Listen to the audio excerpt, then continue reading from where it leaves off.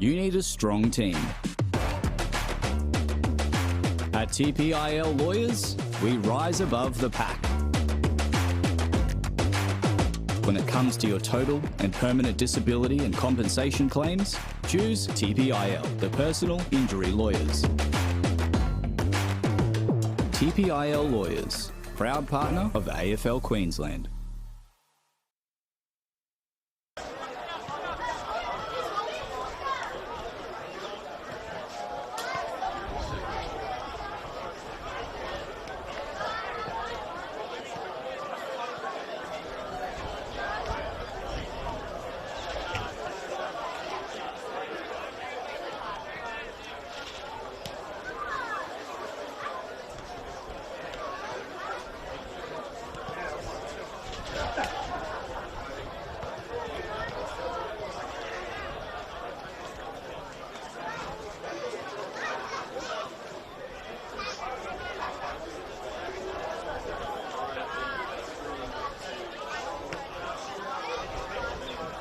It's round 5 of the TPIL Lawyers QAFL, and we are at Jack Esplin Oval in Hawthorn.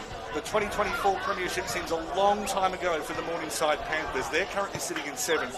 Sherwood a 0 from 4 and currently in 12th place. My name is Daniel Viles. It's a great pleasure to be with you, and here with me in the commentary area at Jack Esplin Oval is Dylan Kinlan. Dylan, 7th versus 12th doesn't sound that appetising, but we've got a good contrast of styles here. Yeah, exactly right, and welcome viewers to the broadcast. I reckon, considering we are most likely to do this, anything can happen. You know, like we did see some pretty torrid conditions in the last week or so with our matches. We'll see how this continues to pan out. But obviously, you know, you look at the results of the last couple of matches. So Panthers did get a win on 3 misses as well. So when you start looking at it like that, I think Sherwood, if they're going to pinch a win, this is the one. I suppose the one caveat for Morningside, though, is they have had a stretch of away matches as well. And as we know, the Panther pit can be a bit of an influence here at Jackson Oval. Whereas Sherwood, young side, I'm not quite sure where they've set their own expectations this year, but they have had 3 home games and lost a lot. And drier weather does seem to suit them, which means it's a wonderful exhibition when they're dry weather. But there's no precipitation right now, but there could be later. And the ground is, what's the word for it? Muddy. Yeah, that's exactly right, viewers. You wouldn't want to be a washing machine after this match, I'll tell you that. But it's certainly going to be muddy, and sun is pretty much, viewers, just so you're aware, on the back left of camera. So obviously kicking to the left of screen, there may be a little bit of sun in the eyes, but I think overall quite windy as well. Seems also to be blowing to the left. So we'll see how that imparts play as the players look like they're ready to get into it. The prediction was for winds from the southeast in the mid-teens, about 15 kilometres or so. The southeast is to the top right of your screen. The umpires for today's game, as always, proudly supported by Bradham's Windows and Doors. In the field, we have Matt Bellina, Josh Hollins and Noah Perza-Page. On the boundary, Andrew Leach and Thomas Lay. And in goals, Connor Johnston and Madison Hardstaff. And again, thank you to Bradham's Windows and Doors for their ongoing support of our men and women in line. Yeah, it's awesome to see the pay increase at the start of the season as well. So we always want to get behind our officials out there on the ground, keep an order on the field, and no doubt they'll be running right as well, considering these conditions we're about to have. Hopefully the rain stays away, viewers, but time will tell, as it looks like we're about to get stuck into the bounce. So it looks like Morningside will have the wind advantage in this first quarter. To bring the start of play, Dylan Kimlin, I'm going to look for matchups, and particularly who's on the omnipresent and attraction-getting Wiley buzzer. Yeah, let's get started, viewers, as the round 5 match of the day kicks off, as the ball goes up, and we can immediately see the contest go the way of the Panthers. Bit of a high collection there, but no, not the case. Hands are out in the first clearance, going the way of the Pies in the back. Play on immediately, players tripping up everywhere. Was it in the back? Official says no. And our first ball up of the day. Immediately we can see wet weather footy without even raining, Daniel. It looks like it's going to be a bit of a scrappy one throughout the day. Second ball up, it's knocked away to the left. I think it was Cameron Reeves it was Hodge who got into the ruck contest. Sherwood have contested well. That was Elijah Kim, the ruck, getting down low. Able to get a little bit of turnover ball in the middle of the field where the Panthers, up towards centre half forward, no real control. The tackle is laid by Bailey Marshall, who of course won a premiership with Astley in 2022. They've won the free kick to their side. Marshall moves left. Yeah, as they go on the other side of the field, viewers, they definitely had an opportunity there. Collected, however, on the side of the Panthers as the run is on here. The tackle is good. Yes, give it. Great effort there on the defensive effort. And they are all the way on the other side of our field. We're going to have to get the binos out to keep an eye on the numbers here, viewers. But I'm going to buy you a pair during the week. We are good to go. But immediately we can see close contest, and it's been pretty scrappy throughout the mid as we got a one-on-one opportunity. The mark is taken, however. Beautifully placed hands there on the side that of was Liam Dawson. Yep. Liam Dawson takes a big mark, and that's not really a surprise. Moves left. There was another whistle. It was just play on. Going for the double switch, the Panthers into centre halfback, where not Ryan Gilder, it's Garrett McDonough. Big left footer, goes for the chip on this occasion, and was only able to get as far as a hand of a stray magpie. A little bit of kicking in danger. It ended up Harrison Newitt, who's come up from Victoria on the ground. The inside 50 mark is not taken by Harry Jones. It's come up from wide bay. Morningside, are they doing enough? Vivas Brown fumbling. It is dangerous defence, but they've been able to work a way out eventually through Kai Perslow. Yeah, Perslow taking it out, and a nice mark there taken by Hobley, who brings it out on the far side once again. They're playing it pretty safe here, however, that kick's not the best. Smother was there, but they've taken was good to a 2-on-1 situation, and the Pies are all over that. They will run a switch back to our side of the field here, and the run is on with Luke Mitchell taking it. So Mitchell looks again in field. It was a slow kick and maybe lucky to maintain possession. Newitt hit the deck, but at least he had the alertness to attack the ball. But turnover ball taken by Baxter Ellis on debut. More about him in a moment. Still turned over. Wasn't quite able to connect, but turnover ball so important. That is out on the full. That would have been a free kick every year that Aussie rules has been played. Yeah, a bit of a blinder there, unfortunately. They had a good opportunity, but regardless, we will see McDonough to bring it in. Surveys the scene. Not much going for him at the moment. Remember, he does have the wind at the back, so he can opt to bang it, but doesn't decide to do so. Little chip kick. McDonough receiving once again off the left, and that is playing awfully close to the line. See what the call is. Yeah, touched, but pretty standard play here with the ball in. At least they were trying to keep it wide, and McDonough, of course, quite experienced. Didn't succumb to the temptation of going for maybe the sort of medium percentage player, just banging it into the goal square. Yeah. So Morningside on the attack, probably their first genuine inside 50 entry, certainly their first inside 30. Attacking it was Housen, but lost it straight away. Slipping out of a high tackle, but 2 tackles beaten. Sherwood taking on the player. It's turned into rugby league out there, and somehow they've gotten away with it, but it has been turned over. On the wraparound was Tristan Hobley. Hobley with a shot from way out. Buzzer was held away from the ball, but I think it was all fair. And no, he's won the free kick. Buzzer will have a set shot from in front of the left behind post. Yeah, beautifully set play there. And the Pies were just a bit risky there. They didn't need that extra hand pass, and in the end they got themselves in some trouble with Buzzer with a shot on goal. Be interesting to see Rat McAvoy's attitude towards that sort of thing. They are attacking handballing side, but it's knowing when to do it. Wily Buzzer keeps it low, keeps it straight. First goal in the 5th minute here at Jack Esplin Oval. Morningside on the board. And that does bring up the 106-006 here, just under 5 minutes in the first quarter, viewers. But good start here for the Panthers, and I don't know, they seem quite measured in that approach.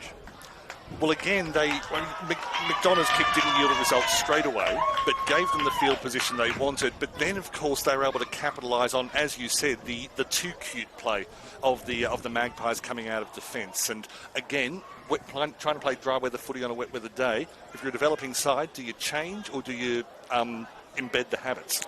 Yeah, as we go up again, viewers, we will see Tanks and Kim go head-to-head once more. This time, Kim too strong. He's been rocking quite well throughout this season. Big tackle at the back there. That's Newitt. Bit of a sling, and we got a bit of a biff going on here. Fiery tempers already, as it is on for young and old. Yeah, it's Oliver Cruz. Probably got a 6 for the flip over the top there, but it's all a bit handbags, really. And play's been allowed to go on. That is the best way of stopping a fracas, is just to say, I'm here to umpire some footy. You're here to play some footy. Yep. Brilliantly cut off by Kelly Castle. Castle will move inside 50. Keeps it wide. Buzzer just got a little bit underneath it. Some good defence behind him. Still contesting.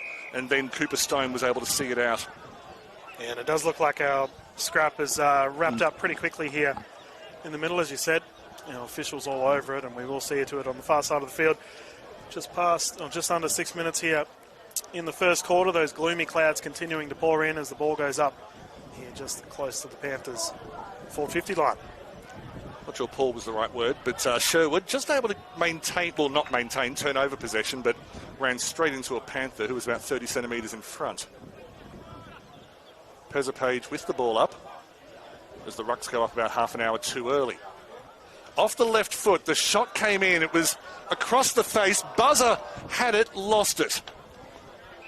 Yeah, great opportunity and a bit of a city, you could say, for someone of his talent. Unfortunately, not taken, but it looks like... The ball is made of soap today. Yeah, well, it definitely seems to be the case. And as the big lads come in again, this time Buzzer in the ruck. Gets the ball himself. Still has to it. Managed to get hands off. Now they're scrambling and tackled. That was that Crucy, I think? That was Cruz, Oliver Cruz. Julian not in the side today. I'm sure there's a crucial pun in there somewhere, but I'm above that sort of thing. As Cruz comes out to the right halfback. Beautiful mark at the back of the pack. It's flying Dawson again. He's making a career out of those. Yeah, well, that's his second intercept already early on in this first quarter. You put that video next to the Best on Ground Grand Final medals. And very calm playing back to Max Nelson. And here we go, through the middle of the ground, not the best, on high hand pass. Some would say it's a hospital pass, but it goes back the way to Belson. Scrapping after it, the Pies all after him. The flock is there. No one really getting the ball to it, and I imagine the officials will see to it, and that is the case. I think the second hospital pass needed health insurance. The arguably worse than the first one.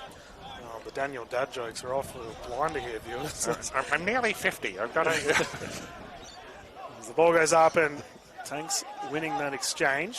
Quick hands off and the chip is out. No one able to go clean purchase of it, however. This wet weather ball is not making things easy. Plenty of hand passes, however. Here we go, the runner's on. Collins has been busy already. Plenty of hands up. Caught. Yep.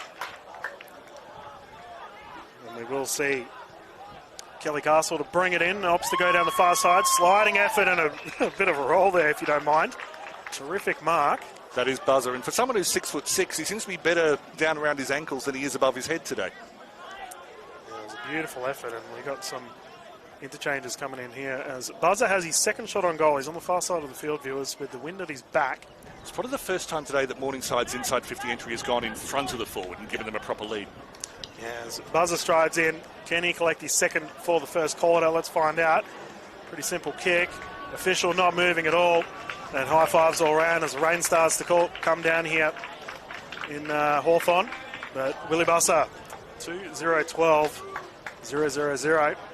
Right on 9 minutes here in the first quarter.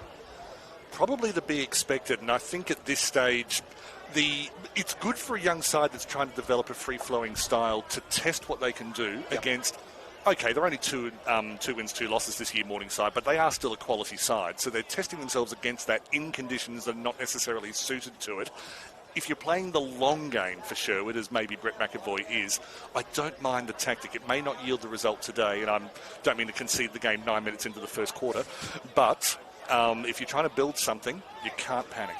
No, exactly right. And, I mean, there are definitely silver linings here for the Pies. Just the Panthers have been a little bit more clinical, especially in those heavy contested moments of the game. So, continuing to get back into it here, viewers, as the two big lads go toe-to-toe again, this time going the way of Tanks again, and he gets the ball out as well. Nice contest. Mark is taken, beautifully placed. Hands there, and the official took some time to blow the whistle, but well, it must have been tapped. So not paid. Owen Collins, I'm going to say he was ripped off because I've got a much better view than the umpire from all the way up here. Tapped out by Hodge, some beautiful hands. Again, Tristan Hobley he's been very involved in this first quarter. Bursting through the other way, that was good play from Darcy Cameron-Reeves, centres it. Barrack was nearly in the correct position for Sherwood. A little bit of luck involved as Morningside are able to maintain possession. They're inside 50. The snap kick comes from Kai Perslow. Perslow has the first kick from open play today. Morningside with their third. Yeah, beautiful play, as you mentioned, and quick couple of hand passes, setting up the nice snap opportunity right in the middle of the 450, and they'll take that every day of the week. even when Morningside lose the ball, they're backing the pace they've got in the side, and Sherwood's hardly a slow side. No. But Morningside are backing themselves in to say, OK, we've lost the ball, but it's not going to be clean. On a wet day, if you put the pressure on, you might get the turnover. That's and right. so far, they have 2 or 3 times. Yeah, dare I say it's almost a bit of a chaos ball at the moment. It's just launch it in and hope for the best, and the home side are definitely adapting to it. You see, this is the kind of football we have when I was your boy, Dylan. Yes. Well, we'll continue to see how it pans out and whether the Magpies can respond as lads go toe-to-toe again, and Tanks again winning the ruck off the ground. And here's that chaos ball we talked about, somehow getting hands to it. Terrific. There was McLeod, and lunging effort here. Chip kick is solid, and what a kick. That was a beautiful pass there from Kelly Castle. Lowered the eyes, straight in the middle, and the coaches would love that. Might have been Zane Pearce, actually, who got the... sorry, not trying to correct you on air. That's really, really rude of me. But might have been Zane Pearce who was just able to knock the ball out left. And, yeah... No, you are right. Anything they're able to do just to keep it moving. Yes, strolling in here with their opportunity for their 4th. And once again... Ooh. Cameron Reeves just off target. The fellas liked it, but our goal umpires determined that it was a behind.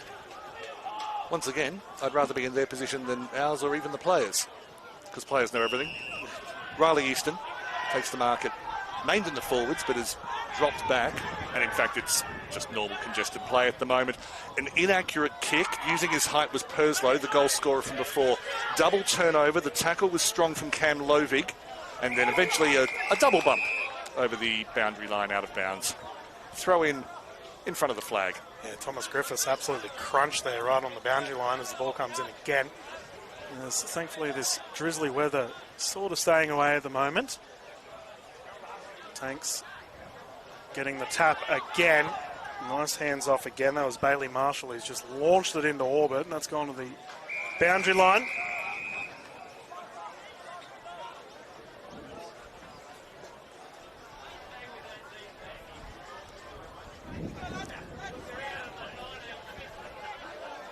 Another boundary throwing. Morningside didn't have the first couple of inside 50s this quarter, but they've had pretty much everyone since. Throw is deep. Buzzer was in the ruck, not able to find a teammate. Ends up hitting the deck. A one-on-one contest was taken well by Jake Housen. The tackle continued from Ryan Gilder long after the ball had gone. Umpire was able to interpret that in context. Standing at halfback was Sam McNaughton in that contest. Eventually squeezes out, goes towards the hot spot, centre half forward or centre half back from Sherwood's perspective. That was good handballing, moving it out, then into the wing. Yeah, and the runner's on the far side. We can see Jack Alston legging it after it. He's in a one-on-one, tries to get out, and he does. Barrack on the far side of the field, loses possession, however, and the Panthers all over it, but cleaned up, manages to get a diving hand pass off, and the runner's here, Lovig all over it. And the run continues here for the Panthers. They are just rebounding far too well here, Daniel. It was Elijah Glass with the big tackle before, but it's in vain, although they have got the ball back, the Magpies, at left halfback. That was the wrong kick. He's lucky that it's been dropped by the captain, Brad Hodge. I suppose kicking to the opposition ruck is probably his safest chance of getting a dropped mark. That was the less safe way, and somehow Sherwood have been able to just put enough pressure on the defence. Glass with another tackle is racking those up. Had to come back from forward to get some action. More turnover ball at right half forward for the Panthers. It was handballed out by Lovig. Eventually the kick comes in from about 40 out. Loose ball near the goal square. Handball. This will be an interesting call. Yeah. In fact, it hasn't gone out. So Sherwood are able to clear it up their left-hand side. Jeez, they did well there under immense amount of pressures, and I believe we do see them just outside the 450. The runner's on again. Offs to give a bit of a fend and play on. Run is solid here. There's Cruz once again going on the far side of the field. Retrieving the ball is Peacock, and that ball goes across, collecting the fence. Looks like the lasso will come into effect, and Morningside will retrieve it once more. He tried to knock him in the riding road there, I thought, for a moment, but Morningside, their short kicks are more measured, and they tend to be the players on lead. I think when Sherwood's trying to do the 45-degree kick, they're often the static players and they get caught out. So Morningside have gone the right half back to left half forward switch. Dummy handball, beautifully done by Blake Coleman. Bit of a fan favourite here. I think they've been glad to see him, and then the intercept mark not taken. Well positioned, Buzzer on the snap! Goes across the face of everything. knocked away. It was good hands in defence from Cooper Stone, and they're able to clear again up that left. Loose ball. Yeah, the defensive press here is just far too strong for the Panthers. They just can't get the ball out. Sherwood just try their might. They get caught halfway through and just cannot get it out. But once again, Morningside just absolutely oppressive, and we will see Hobley with a chance here to bring it in. I mean, there's nothing revolutionary about what they're doing. When you're in possession, you make the field small, you compress it, and rely on the opposition not to kick it out. And they've had repeat entry after repeat entry, which is a tautology, I think. And we will see Tristan Hobley to bring it in again. This is another opportunity to score the fourth for the Panthers. Opts to launch it across, and across it does go for another behind. So we will see the scoreline of 3-2-20 to 0-0-0 here just in the 16:30 of the first quarter. Well, we now know that Hobley can kick a wet ball 55 metres and not quite score. So he's got the long bomb. Speaking of which, Sherwood go for it. Barrack with the punch. Not entirely sure it was going to be effective, and in the end it wasn't. Some beautiful play from Ashton Atkinson, who made his seniors debut last week, just touched over the line. A good sprint from Tom Griffiths to make sure that the restart was not disadvantageous to the Panthers. Yeah, Griffiths has been involved twice right on that boundary line. He keeps getting cleaned up as well, but good to admire the effort. Come in, jumping up high. Too strong there is Hodge. Tapping it across is Griffiths again, getting involved to a 1-on-2 situation. And yeah, Sherwood will take that all day of the week. Jack Austin opting for the switch. Brings it out. In fact, he went up the middle where he had numbers, but so did the Panthers. Turned over again. Tristan Hobley, very involved. Looking forward to seeing his stats from iSport on Monday. Crunching effort. It's been knocked out to the side by Baxter Ellis. Not able to get space to get a shot on goal away. Was the contact high? No, he's been caught in possession.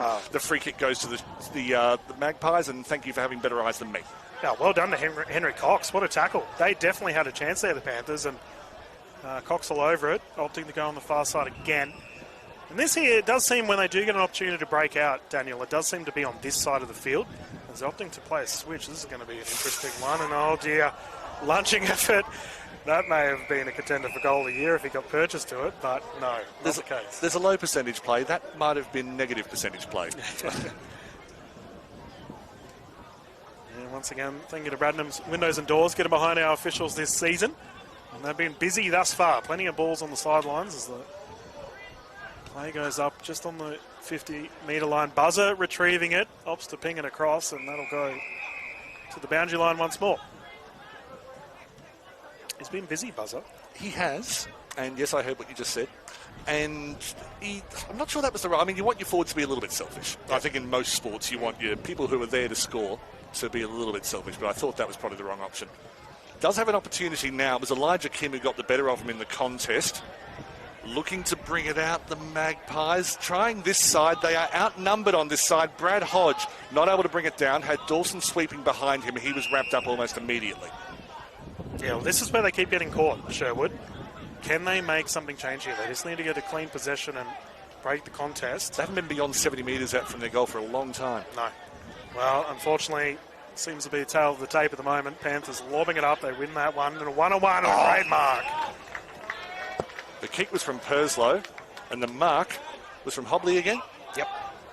Yeah, an absolute screamer. He opts to go to a one-on-one in the middle. Oh, just plucked out of the air. Beautiful mark. Had 2-on-1. Blake Coleman decided, oh, hang on, this is going to drop short. Yeah. I'm in play here.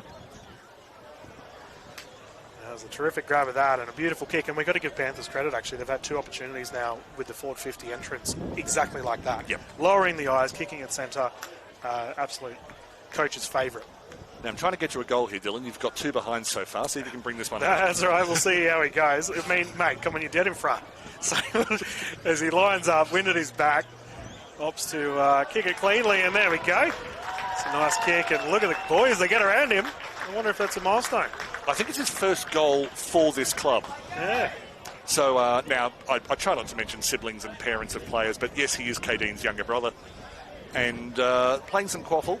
Yep. Still on the Lions books. I can't remember whether he got delisted or whether this is what he's doing in the while he's not on the top side, alternating between VFL and here. But either way, he's come to Morningside. He's here to play, and he's on the board. Yeah, well done to Blake Coleman. Slopping that one. So 4-2-26 to still zeros across the board here in the first quarter on the 20-minute mark. Listen to that wind. It's picking up a gust as we go along. And maybe that's a talking point, actually. The Panthers have had the wind at their back this whole time. We've probably underestimated. I think you're right. We can get a little bit sheltered up here in the commentary box. Elijah Kim, I'm enjoying the ruck battle because it's old versus young in the form of Brad Hodge and Elijah Kim. And Hodge has got all the tricks and he's still got the leap. I don't mean to suggest that he's passed it physically. But Elijah Kim holding his own in the number 20 jersey for the black and white. Couldn't quite connect with his midfielders. That was kicking in danger on another day as Oscar Tanks got a little bit enthusiastic on the outside. Follows up his own ball. Coleman, the goal scorer, looking for more work. Got that burst of energy that comes when you've got 6 points against your name. Heavy collision, thankfully not in the mud, or maybe unthankfully, depending on how you like your footy. Yeah. Ball up on the wing. Crunch there was, and we will see the large fellas go again. Hodge too strong, left-handed punch out of. But goes to ground again. Scrappy play here for your afternoon of footy. Here we go. Who's going to get opportunities? There we go. The officials put the whistles away, and as such, we've got some more free-flowing footy. Barak with the tackle. Absolutely all over him, facing the mud. I think sometimes, counterintuitively, officials need to get the whistle out to make it free-flowing so that players don't think, oh, it's a day when I can just lie all over my opponent. No, you can't. Hodge got the better of that ruck contest. Barak read it beautifully and got the first high bounce that's happened on this field in about 20 minutes. Turned over, though. Coming through is Baxter Ellis. Lowers the eyes. And the mark was taken by Bailey Marshall. He comes out to the right and Sherwood have the chance to settle. Yeah, well, this is the thing, right? Can they land a kick? As they seem to be just blazing it away at the moment as they go for the switch and oh dear. Oh no, that's an easy one. And I would not want to be in the coach's box right now for Sherwood. Who was that got the goal? Just missing the player. I thought it might have been Shaquille McLeod. In fact, it was Shaquille McLeod. And he won't score many easier ones than that. He can be an excitement machine, Mr. McLeod, come down from the Northern Territory. He didn't really need to turn up the excitementometer, and that's not a word on that occasion. It was just... But again, I mean... We've moved beyond, like, there are people older than me, yes, they do exist, who say, never kick across the face of your own goal. That's gone, that's long gone. That's an under-6 rule. When you're playing senior footy, you ought to be able to find a target crossing in front of your own goal. But you've got to be able to find a target, that's 2 or 3 times that the Magpies have let themselves down. It's a good point, actually. We have seen very risky play across the face, and for McLeod, who's currently 11th in the goal kickers list for the TPIL Lawyers QAFL season, just an easy one to his tally. The fellas immediately go to ground. Right on the mud pit. 5-2-32. Zeros across the board here in the first. We were fearing this pre-match that just with Sherwood's style of play that the weather during the week would not suit them. Yeah, exactly right. As the ball comes out, and here we go. Picked up, and the run is solid to a one-on-one. And that in the contest, there was Jack Austin on the defensive. Doesn't matter, though. The Panthers able to get hands off, and they just look a touch more clean here at the moment, just outside their outside 50. Nice clearance and a good kick there from Perslow. Most of Morningside's creative work has come from Hobley and Perslow. They seem to have been involved in everything that's looked good today. The punch goes awry. Barak is closest to it. Uses his speed, which is highly rated. Got fist to ball, and the umpire's quite rightly called play on. A little bit of high contact. Oh, definitely high contact. The shot was balked. And I think he just did everything skillfully. And that's Cooper Short. Made his debut 2 weeks ago. And again, for the old-timers, yes, he is the son of Tim Short. That's the last time I'll mention that. Yeah, well, I mean, he copped one in the noggin for his efforts, but sold the candy too well. Or well enough, depending on your point of view. Exactly right. Well, it's definitely doable, viewers. Just on the inside of the 50. Probably needs to start right. The wind is blowing back towards your screen.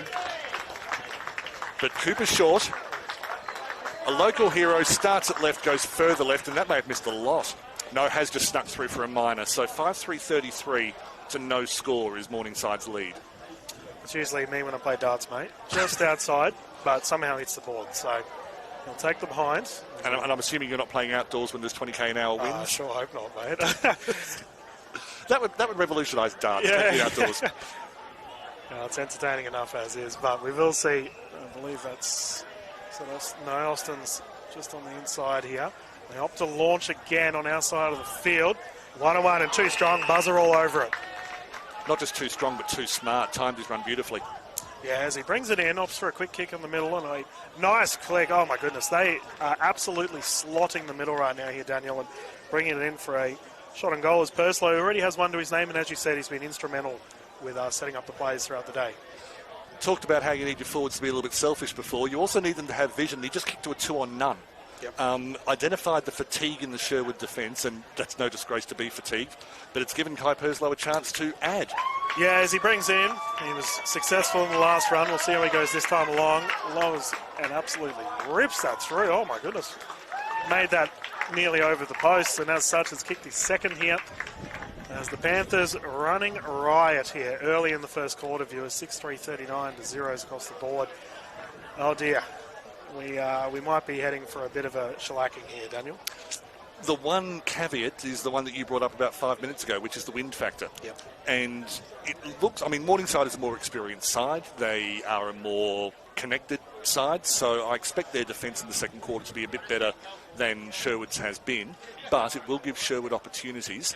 And, it's Morningside's game to lose just before quarter time, but it may not necessarily be a blowout. Let's not judge it until we've had at least the teams going in each direction once.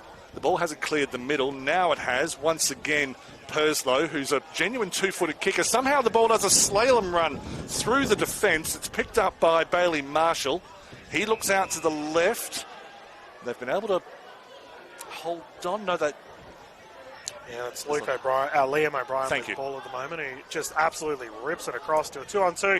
Plenty of people go up, but Panthers, again, that have Sherwood been able to go past the halfway point thus far? I'm not too sure. That's as far as I've made it for a while. Yeah, as they go through, streaming through with a beautiful kick, unfortunately spraying it. That there, I believe, was Kelly Castle, who's also had a pretty solid first quarter. Yeah, I'd probably say Hobley's been my best on ground for the first quarter. Perslow second, and he's got the 2 goals rewarded, but I think it's more his creative work that I've been impressed with from Kai Perslow. Yeah, so considered going up the guts, not the case. That there's a better kick, all right. So Cruz, this is Oliver on the far side here. I think that was just a very simple shimmy where you look left, you send the defence left, and you kick it right. It's an old trick, but it worked. Yeah, as that goes to a one-on-one situation, goes over the top, and the man over the back collecting it easy. That there is Howson, who just opts to launch it across, and there's a free man there who gets a tap. That's very convenient. Howson to bring it in. The run is on. Snap kick through the middle again. This is where they've been so prolific. Into the sun, but nicely taken there on the side of Sherwood. There's Michael Romolo with the intercept mark in defence. Goes wider still, and they're starting to find a few gaps. Liam O'Brien with a bit of space. Another Jindali Jr. who made his senior debut a couple of weeks back, possibly even last week. Turned over again. At least they got into the opposition half, but they have a double turnover. Slick hands on that occasion from Jack Austin. They've had to go back to go forward, but they've retained possession, and Luke Mitchell, the experienced ex-Carlton player, is able to continue it on. Sherwood moving up the right-hand side. First inside 50 for about 25 minutes. One-on-one contest just dropped at the point of impact, but they've finally got an opportunity. The only question is whether there's enough time on the clock. Yeah, that was clean. Harry Jones, unfortunately, unable to take the grab. But you've got to say, pretty solid forward entry. As the ball goes through, and we will see the tap once again. Panthers too strong, however. So Griffiths with the retrieval, lobs it up and hopes for the best. It's going to be close on the sideline here. Gets a fist to it, and I believe that's Griffiths again with the recovery. Right in front of us here in the broadcast booth. Crunched across the line. And a defensive effort there. And you're right, Daniel, I think time may be running short here, but that is the first 450 entry for the Pies.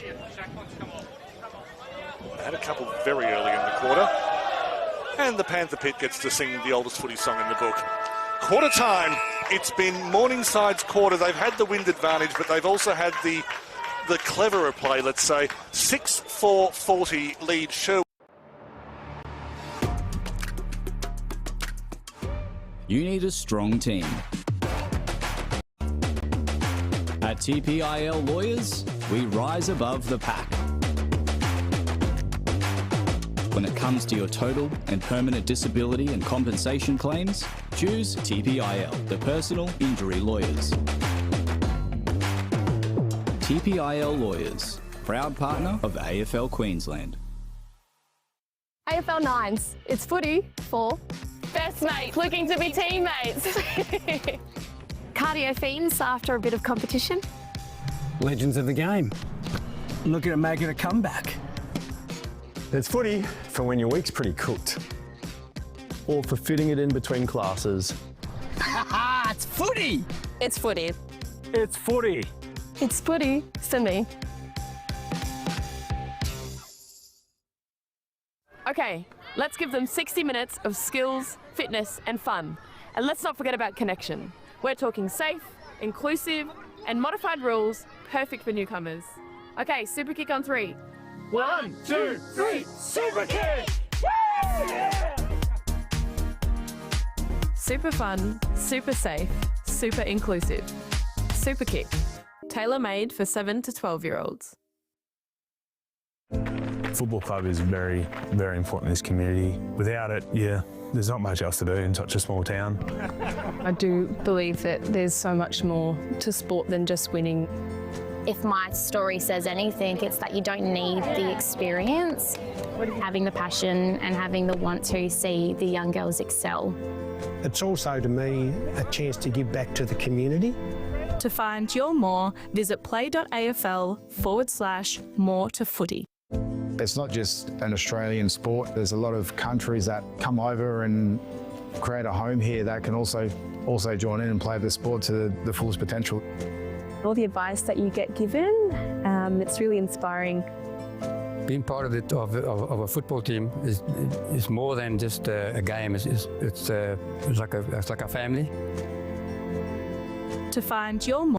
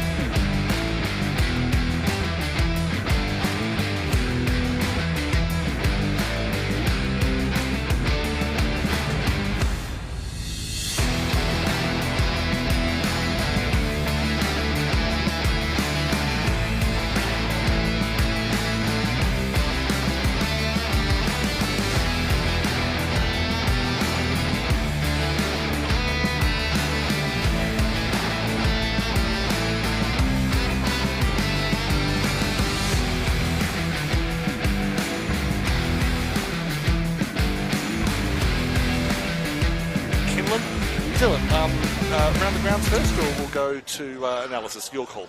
I mean, this quarter, I think, Daniel, is going to be definitely a case of, was the wind actually the difference? As obviously, viewers, if you are just tuning in, it's blowing heavily to the left side of screen, which the Magpies are now kicking towards. But we did see one Ford 50 entry at the end of that quarter, so maybe there is some silver linings here for the Sherwood side. But, I mean, that was all Panthers. Moving the ball wide is probably really what they need to do. We've seen a little bit of the pace of Liam O'Brien. Michael Romolo, I think, he was named on the wing, but I think he might have moved further in the field. But maybe that was a case of, okay, while we don't have the wind, go into a key position, and we'll see if we can let you run in the second quarter. Yeah, I mean, key matchups, I feel the ruck battle was solid. That's definitely a talking point.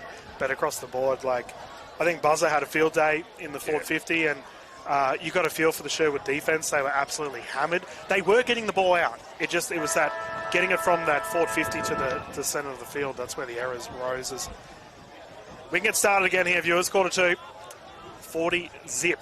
Can Sherwood make the difference? And they do win the contest. Here we go. That's the second Ford 50. Immediately goes in. Panthers all over it, but here come the Sherwood Swarm. Going to ground. That there was crunched on the side of Gilder. The Panthers gobble it up, but that's promising signs. Gilder, another one with pace and height, a rising star winner in this competition, of course. Well. And now with a set shot. Let's pretend that we didn't miss that. Elijah Glass, a very young captain, but a very respected captain. Oh, talk about a captain's goal. If he can come out when you're 40 zip down and slot the first one, this will be good. So Elijah Glass. Captains do big things at big moments.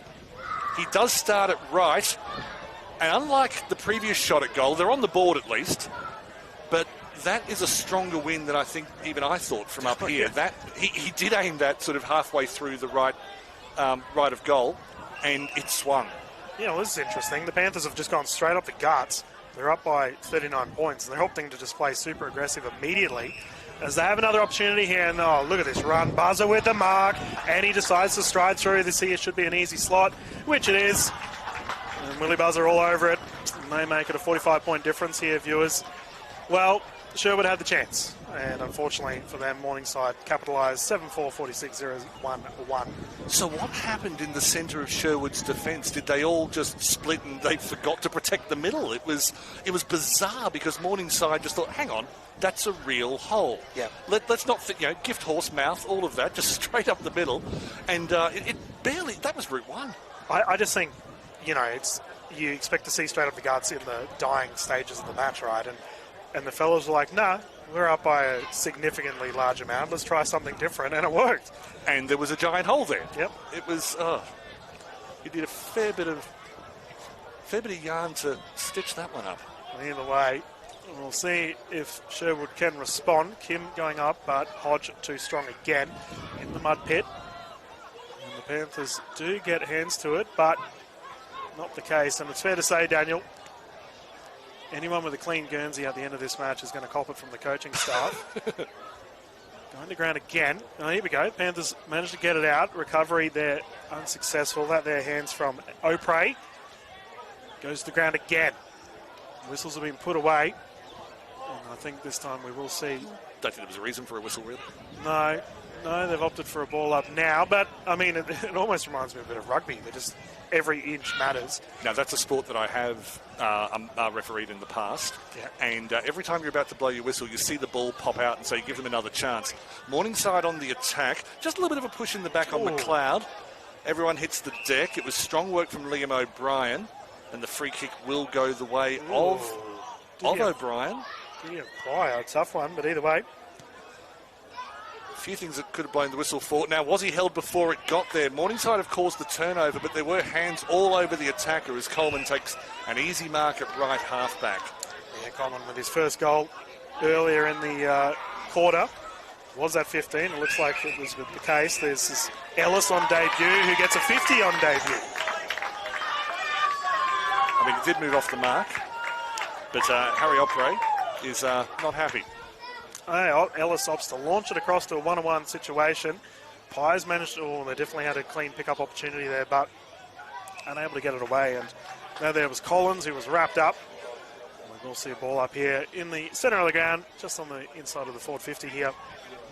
Panthers with an opportunity. I was about to say the wind had died down and then it picked up straight away, because it would be Sherwood's luck to not have the wind when it's their turn, so to speak. Morningside just had the ball plucked from their grasp as the trigger was about to be pulled. How many mixed metaphors is that? Going through his glass, tried to wriggle his way through, wins the free kick, moves it right. A little bit of space to move as it's Bailey Marshall on the right-hand side. The kick didn't really hit the chest. It's been turned over. The Panthers on the attack on the Riding Road side of the ground. Going just to the edge of the 50. It was an important punch from Austin at the back of the contest. Knocked inside. Unclean pickup. If it had been clean, that would have been another 6 points for the Panthers. Looking inside, strong tackle on the 50. Was well anticipated, and there will be a ball up. So I think, was that Harry Opera again, who's doing it on both sides of the ground, if I've correctly identified him. Yeah, well, Kelly Castle was also involved in that play and been very busy throughout the day. As that kick goes across, have a one-on-one opportunity here, and Buzzer with the run. Opts to take his time. The big fella fumbling, and no good. Matt Dillon is the Sherwood fullback who's been playing on Buzzer today, and it's fair to say that he's had his colours lowered, which is no disgrace against a former AFL player, but on that occasion just was able to hold his pace a little. Boundary throw in the southwestern corner of this oval ground. I know what I just said. Kim knocked it out wide, an air swing from Hewitt. Morningside with the opportunity. Fumble from Zane Pearce. McLeod. That'll swing from left to right. Buzzer trying to get across, and the mark was just taken inside the field of play. Buzzer has to retire 5 metres. Sherwood with a chance to clear. How do they go with the wind? Yeah, well, here we go. They have an opportunity to launch out here. Left foot drop punt, and that's a wobbly kick. Panthers all over it, and this gives another opportunity here. Sam McNaughton this time in the clearance to have a set shot. And we've talked about it before. The kicking across in the defensive 450 has been pretty dangerous thus far for the Sherwood Magpies. And I don't know, Daniel, like what? There's only so many times we can talk about it, right? Well, I mean, there's skill errors. Yeah. I suppose the upside can wait till after this shot. As streaming through, another opportunity. Wind in his face, though. We'll see if it makes a play. Does pick it up, but it does seem power wasn't an issue as it sprays to the left side, and we get another behind here on the Panthers. I think he did the right thing by trying to kick sort of under the breeze, if that makes sense, but just didn't quite work out. But yeah, skill errors you can coach. Tactical errors are a little bit harder. So Morningside, well, they had possession. There's been 3 turnovers in the time it took me to get through half a sentence. Just off the fingers of Alex Peacock. There's a whistle, but then a play on call. Sherwood go inside 50, finally. The mark taken by Michael Romolo. Yeah, Romolo did well there, considering he nearly tripped up and got a chip kick as well. There we go. Better play from the Pies, and we will see an opportunity here for Glass, who has his another opportunity here at a set shot. Now the question here is, how far right does he have to start it? Because if anything, it's a shorter distance, but the wind is stronger than it was a few minutes ago when he had his first set shot. Yeah, it's blowing a gale as Elijah Glass comes in. He's been pretty clutch thus far throughout this quarter. Can he make the first one count? Unfortunately not. Both to the left, and the wind is really causing a difference here. Elijah Glass's kicking is fine, but his meteorology sucks. I got nothing for you, mate. We can... Tried to silence the crowd. Yeah, there we go, mate. There's the Panthers with another opportunity here, but, you know, they've probably dodged 2 with great set shot opportunities here. As that's an absolute barrel. Banged out. Hands have got touch to it, so we will see it come to the boundary line. My goodness, what a kick. And that's in the wind too, I might add. Yeah, it's impressive if you're not trying to connect with a teammate. Yeah, well, I mean, it worked. They get to the boundary line. It's sort of 50% impressive and 50% not. Boundary throw in front of the Lourdsville College Sports and Wellbeing Centre. And nothing moves. Yeah, Hobley there with an opportunity. He's been pretty good thus far. Actually, on that note, who's been your top performers throughout this early stages in this match? Oh, I think I've named them, Hobley and Perslow. Yeah. Buzz is obviously causing problems up front. He's winning his one-on-one battle with Dillon. I'll ask for yours in a moment. There's some strong work from Riley Easton, who we probably haven't seen enough of so far in this match. The big men fly, the ball comes down, knocked sideways by Vivas Brown. That rhymed. Barrack through the middle. Clever knock inside. That came from Elijah Kim. Plenty of tackling in the middle. Glass with a strong tackle. Either of those could be called on a different day. I've got no issue that they weren't, but eventually turned into the favour of Cameron Reeves. Yeah, Cameron Reeves with the slide and nice movement here. This is Howson. It's a beautiful kick and the run is on. Opportunity here. Pearce has opted to launch it across. Unfortunately not taken. It is Castle. Gets picked up from the Pies. A recovery there and a quick hands on the side of Atkinson. Left foot snap. Unsuccessful. That was McDonough. That was McDonough, yeah. Creeping towards the half century, the Morningside Panthers, as a rainbow appears in the background over the southeastern corner. And unfortunately, no pot on goal, and we can see our officials here having a bit of a chat. Just did it go inside or outside the behind post? No. So no score, back to 47, boundary throw-in. In fact, out on the full, of course it was. I'm awake.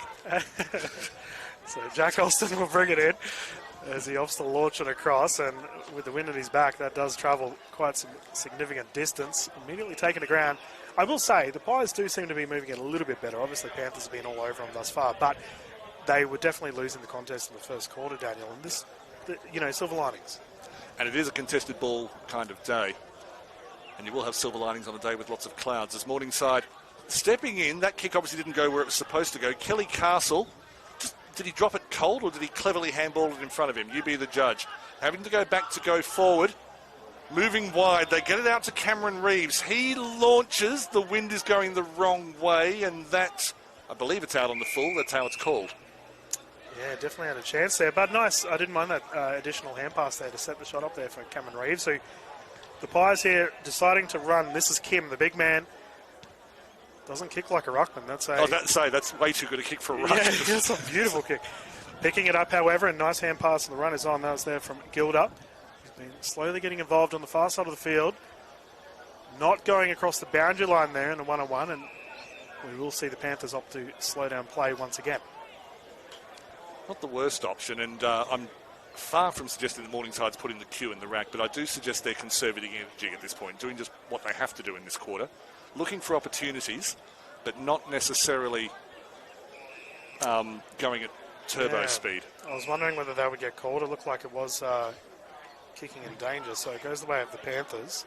They probably could have called a few more of those today. That's just an interpretation issue. I'm not. I've also got the umpire's assessor to my right, so I'm very, very careful. Oh, what a mark. Diving mark, and the Panthers opt to play on, and this is going to be simple for them.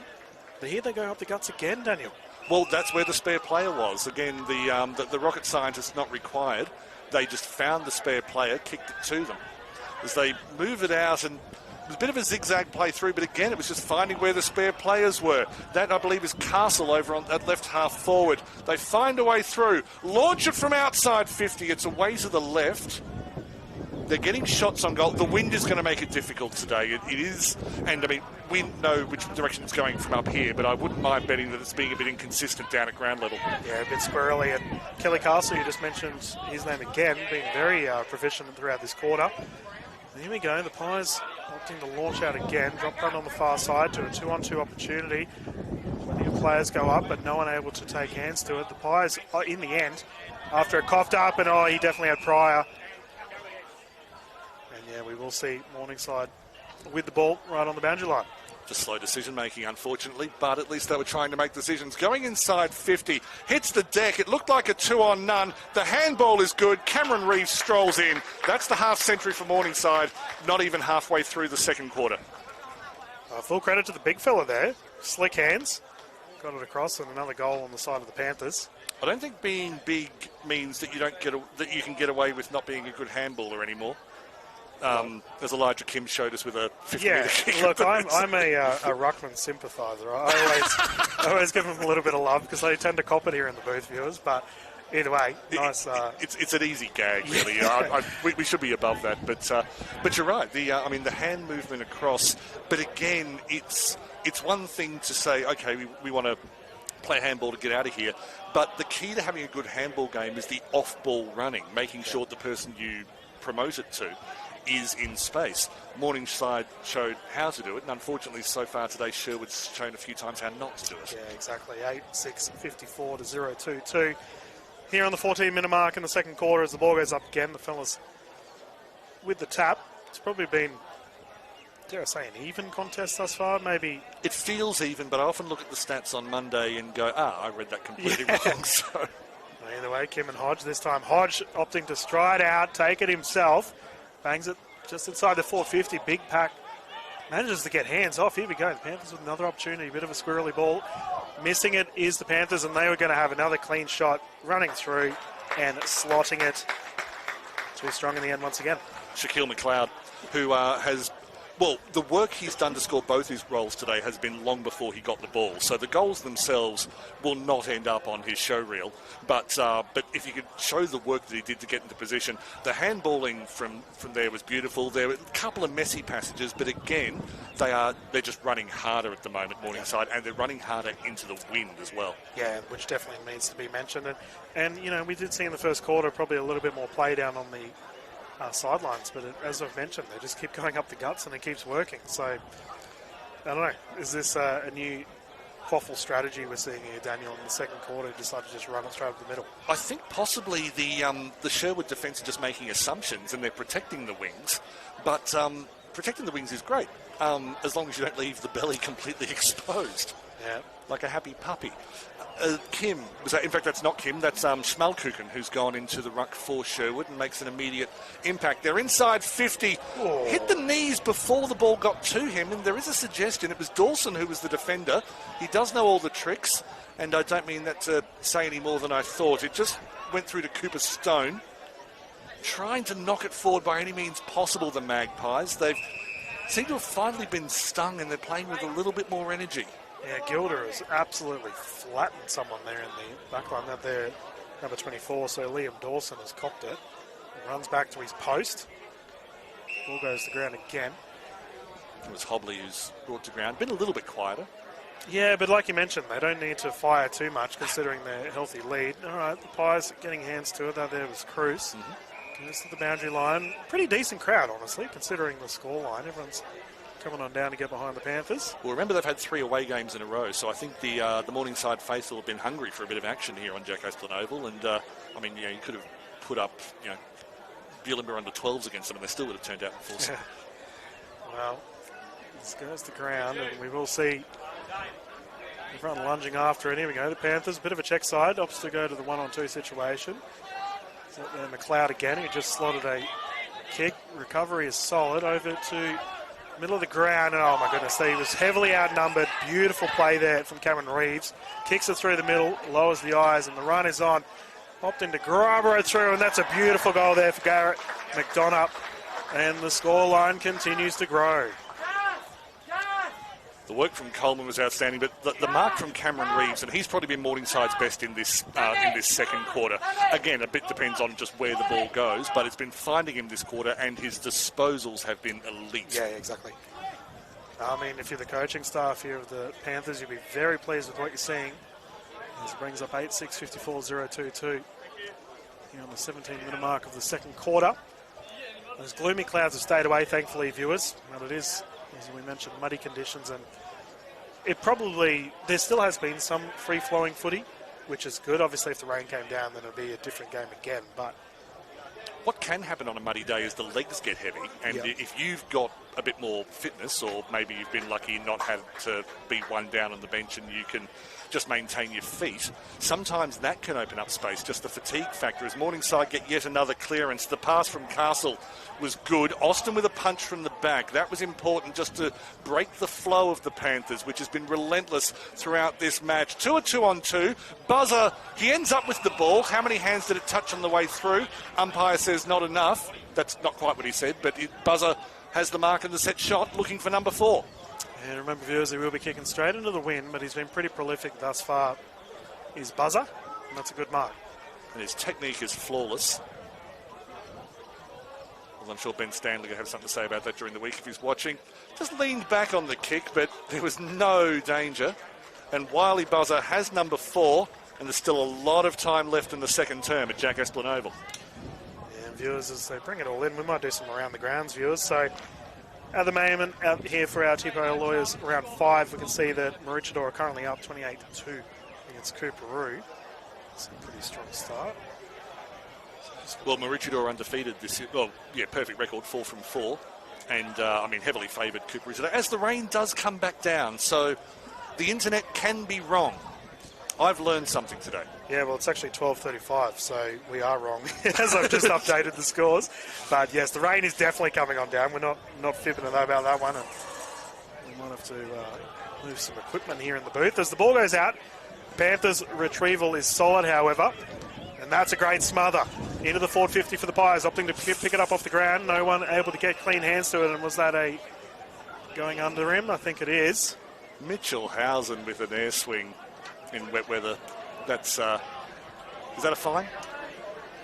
That's for the that's for Paul Egan and his coaching staff to determine. Well, either way, as rain starts to pour on down, and maybe this is what the Pies need. They need a different variation to our match thus far. And we will see Shamalakan, who you mentioned earlier, coming in with a set shot. We're about to see his range, Joey Schmalkuchen.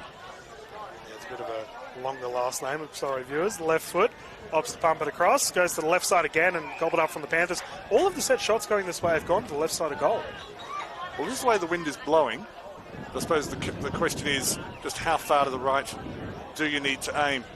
Morningside coming out to the side. Schmalkuchen got hands to it, couldn't hold on. The opportunity, boundary umpires called it out, and he's absolutely correct. And a lot of people have forgotten about Year 9 science and parallax error and are starting to just give the umpire a little bit of noise, and it was completely undeserved. And we will see it right in front of our crowd here as that rain pouring, and it actually gives an indication, viewers, of where the wind is blowing. You see it heavily in the back here of our officials. Tap goes down, recovery there. We did see Newick get hands to it, and we are expecting that wet weather footy. It's really going to come down to clean hands. And was that thrown? We don't know. The run is on. Panthers with the thrown. run. Not thrown. There's a good grab, however. Sherwood gobbling it up on the side of Sammy Tully. Another late inclusion. 2 late changes. It was Tully and Schmalkuchen who came into this match. Now, Morningside have matched up incredibly well. There's not really anywhere for Bailey Marshall to go. And for him to be able to find O'Brien was quite slick work. Needed to be a precise pass, which hasn't always been what the Magpies have done today. Right on the button. Buzzer! Off target. And just doing enough was Jack Austin to make sure that Buzzer was under more pressure than he could handle in terms of getting the ball through the goal. Yeah, I think that's the 4th opportunity now that the Panthers have had with a wayward shot across goal for the defensive effort of the Pies. Don't know how much hair Brett McAvoy started this game with, but it's getting more of a Daniel Vales hairstyle. Another coach killer as it's intercepted by Kai Perslow. Yeah, he's had a good one as he opts to lower the eyes again, and nice simple footy for the Panthers. And we will see Griffiths has been pretty prolific running along the wing throughout the last couple of quarters, but finds himself now with a set shot.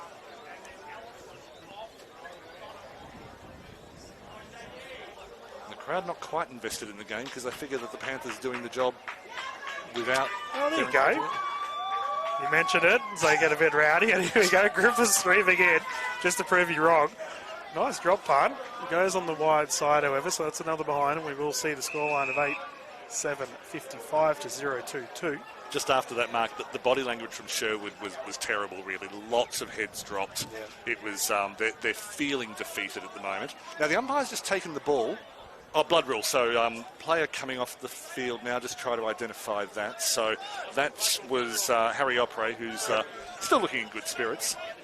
But no, this is where you need the experienced heads in black and white to just really get up and say, hang on, we're playing QAFL here. Yeah, the scoreline's against us, but a lot of people would love to be in our position. Let's give it a crack. And no sport in the world rewards having a go more than Aussie rules. A lot of sports, if you go too hard, you'll get punished. In Aussie rules, having a go almost never fails. Austin goes out to the Riding Road side of the ground, and that's one of the best kicks that Sherwood have produced out of defence today. Yeah, as they bring it up in the middle, and unfortunately they followed up with the howler.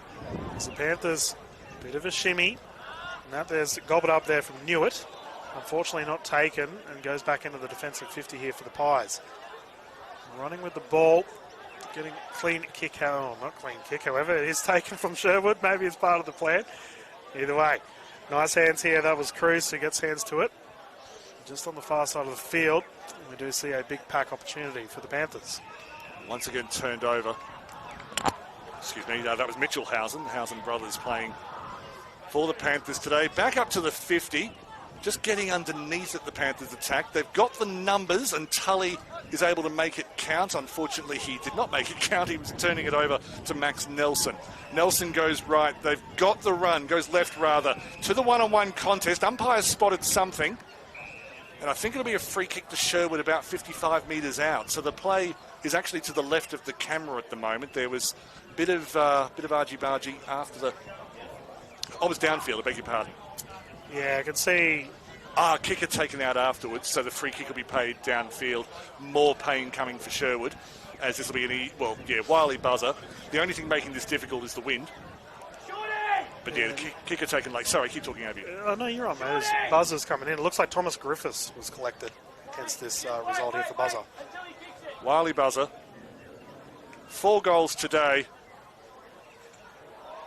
And bangs it into the woodwork. The man is human. Yeah, well, that's our first poster of the day.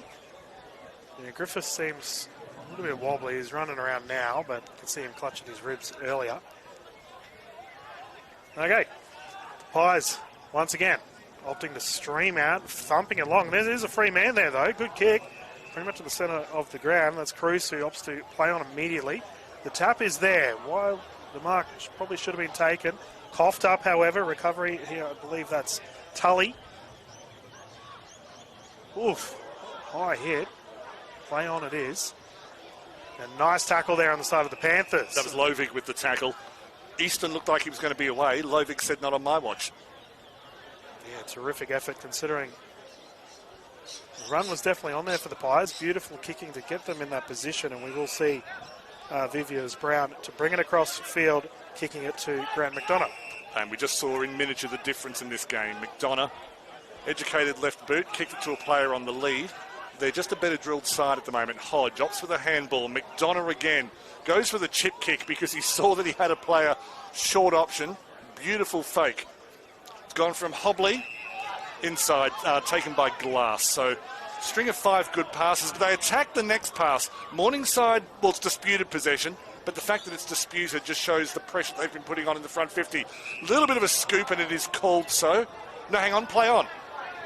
Wrong free kick. So Morningside won a free kick. Umpire tried to call play on and found that about 5 different players were staring at him, wondering what he was doing.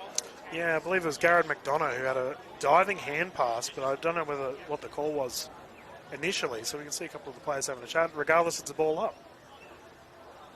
Either way, still in the Pies forward 50, or the defensive forward 50, and the Panthers with a snap kick. But Austin has been pretty solid throughout today. Gobbles that one up, playing goalkeeper. In some ways, from Sherwood's perspective, Austin's had too good a game. Just kept the hands down as flirted with giving away a free kick and then realised where his hands were. Austin again.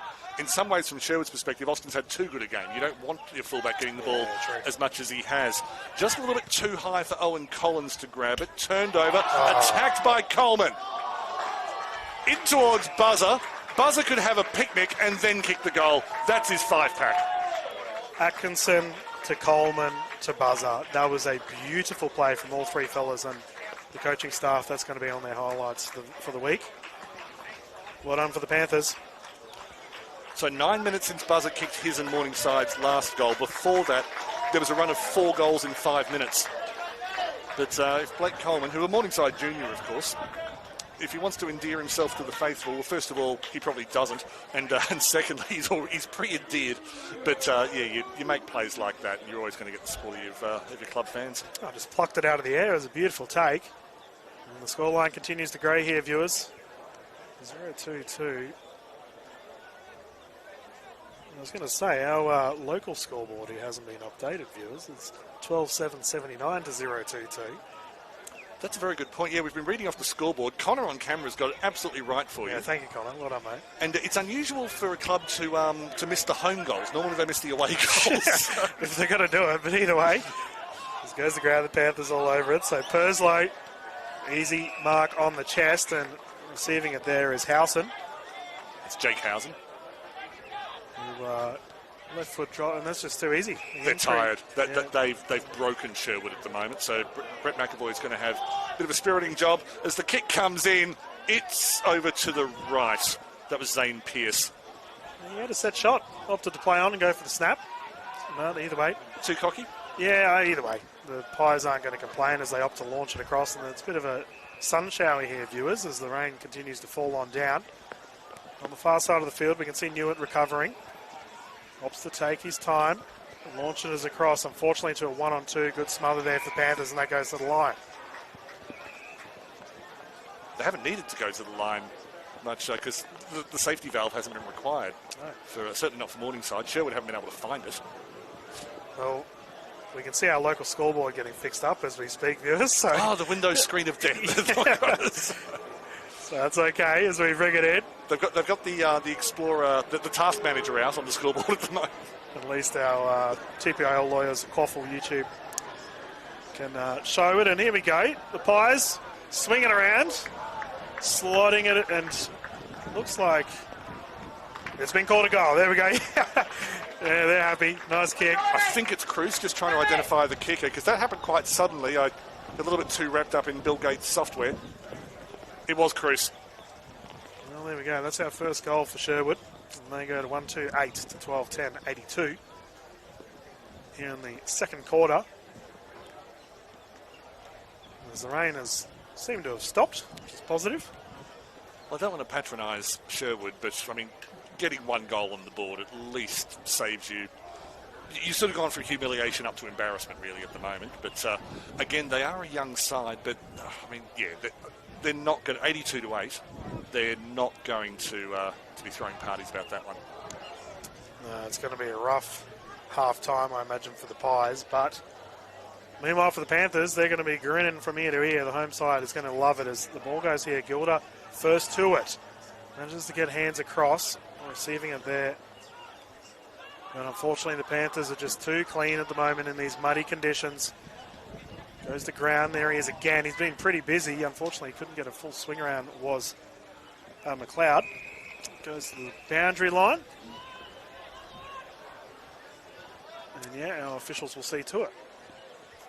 So boundary thrown in the southwestern pocket of the ground.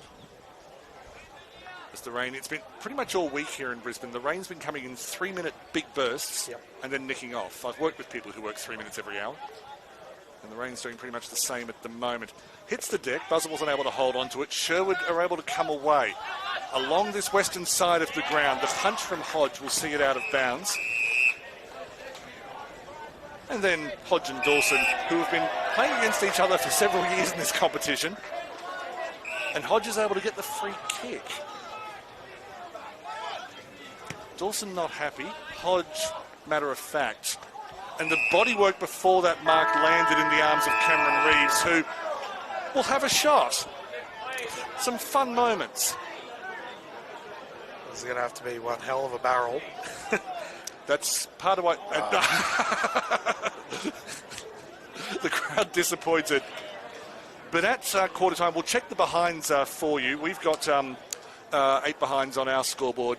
But the scoreboard here says Morningside 12 goals 10, 82, leading Sherwood 1 goal 2, 8. What we do know is that this is round 5 of the TPIL Lawyers QAFL here at Jack Esplin Oval in Hawthorn.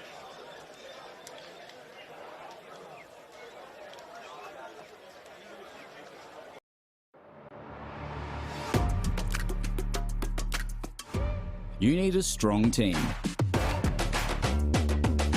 At TPIL Lawyers, we rise above the pack. When it comes to your total and permanent disability and compensation claims, choose TPIL, the personal injury lawyers.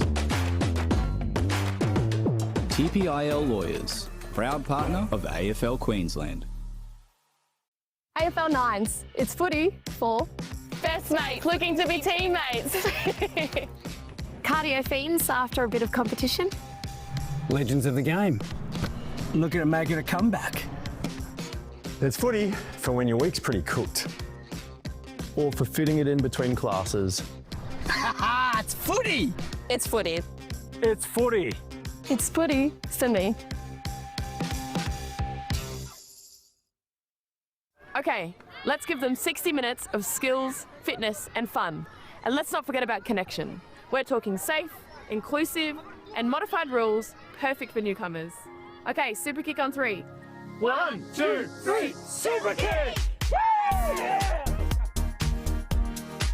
Super fun, super safe, super inclusive. Super kick. Tailor-made for 7 to 12-year-olds.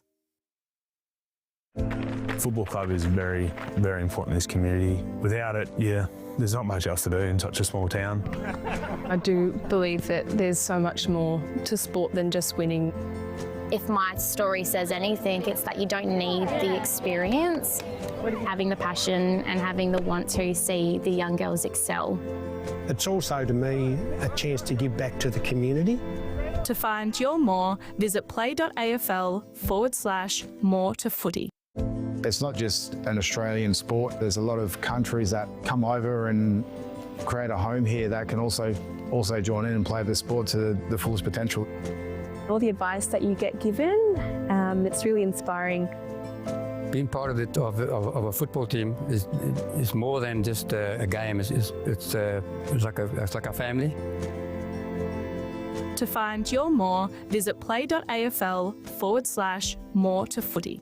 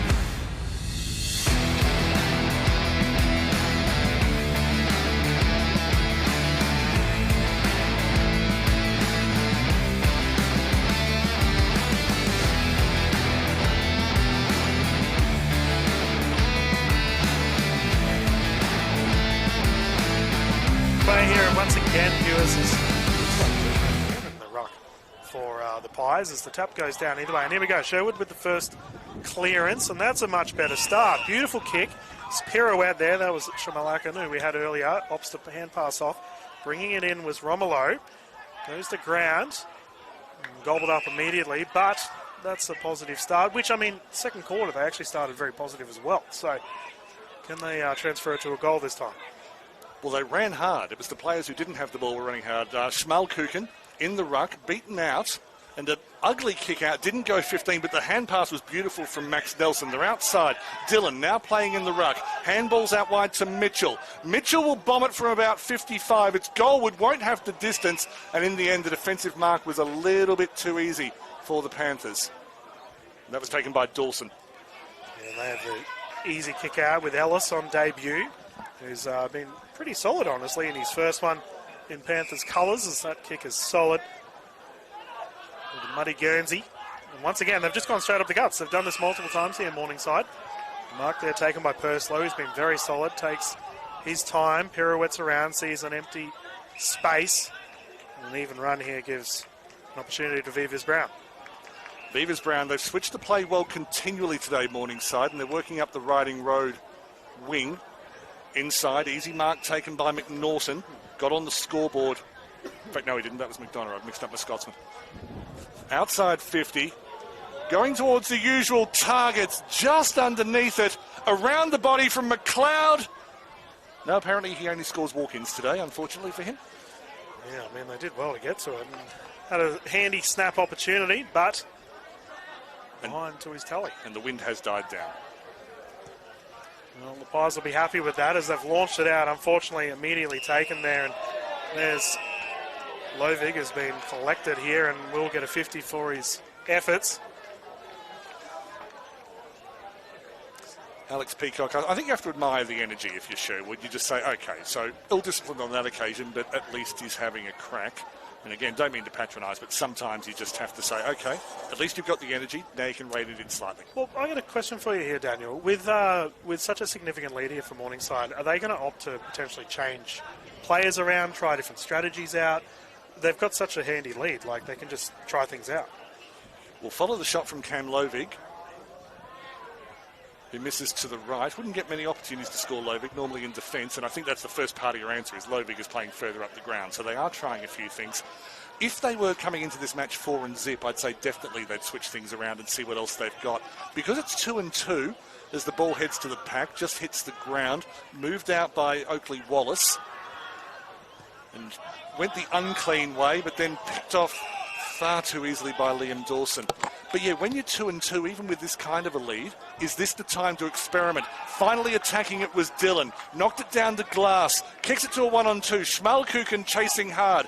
Has to do a lot of work, and in the end he's at least forced Nelson into a backwards kick. He finds the safety of Mitchell Housen, who moves it further wide. But it looks like there is some experimentation, but it's interesting when you're not having that great a season. And Hobley there with the kick on the far side of the field. Just to survey the scene here for the Panthers. They've got plenty of options, and it will come back to Tristan again. This time kicking it across to Vivias Brown, who's been important here in the early stages. Kicks it across to Dawson, who did have that big infringement earlier on. Nice clean kick, free man, and he has plenty of run to take here is Coleman, who opts to just hold things up. I think he looked up expecting to see a spare player, and there wasn't one. Regardless, stabs it across, and that's a beautiful mark. These two fellas have been solid with their 1-2 punch throughout today. Shaquille McLeod again receiving from Coleman. And again, there was a one-on-one contest behind it. Coleman had the vision to look into the space and saw that McLeod would run into it with pretty much no defender there because they had to stay on their player. And here we go, McLeod with an opportunity to stream on through. As I mentioned earlier, he is the 11th in goal kicking for the season thus far. Can he add to his tally? No wind at his back here, viewers. Doesn't matter, goes to the left anyway. And it's kind of strange, isn't it, Daniel? The wind has completely died off, and so has the rain. We're not complaining here in the booth. It's probably the brightest conditions of the day. But Sherwood with a familiar problem today. They've had a lot of practice at their kickouts. As they clear the 50, I do have a theory, because I always do. but I'll save that as Sherwood are able to clear up the right. That is a brilliant smother, and it's amazing how players like Cam Loving and indeed the whole Morningside team, when you're up, use the energy and show that you've got the foot on the neck, so to speak. That is relentless play. Yeah, you've got to love defensive efforts like that. Nothing raises team morale more than the screamer of a smother. So just to finish that point as this throw-in comes in, normally what a lot of QAFL sides do is when a team has a kick-out, they'll let them get the first kick-out, Sherwood working on the right, and then attack the second one. But because Sherwood's kick-outs have been so poor today, as that mark followed by a gymnastics routine from Mitchell Housen was excellent, Morningside are now pressuring the first kick. They're being absolutely relentless with keeping Sherwood inside 50. Yeah, Griffiths there receiving as he decides to ping it across, and we'll see the run again here for the Panthers, and plenty of free men at the moment. Nice pickup considering the wet conditions. Absolutely. Pings it across down the middle to a one-on-one, and taking it, oh my goodness, too strong. Well, there's McLeod again, I believe. And delivered inside 50 by Oscar Tanks, who had a starring role in a Colts grand final victory 2 years ago, and now where he was always headed in the senior grade. And so McLeod ringing it across. Buzzer did come across and just give him some words of advice as he ran around, but he come through, opts to look like a check side, and it looks pretty solid. Calmest kick of the day, and it was saved for the good wind conditions. Shaquille McLeod has his hat trick, and that's the most spectacular of them.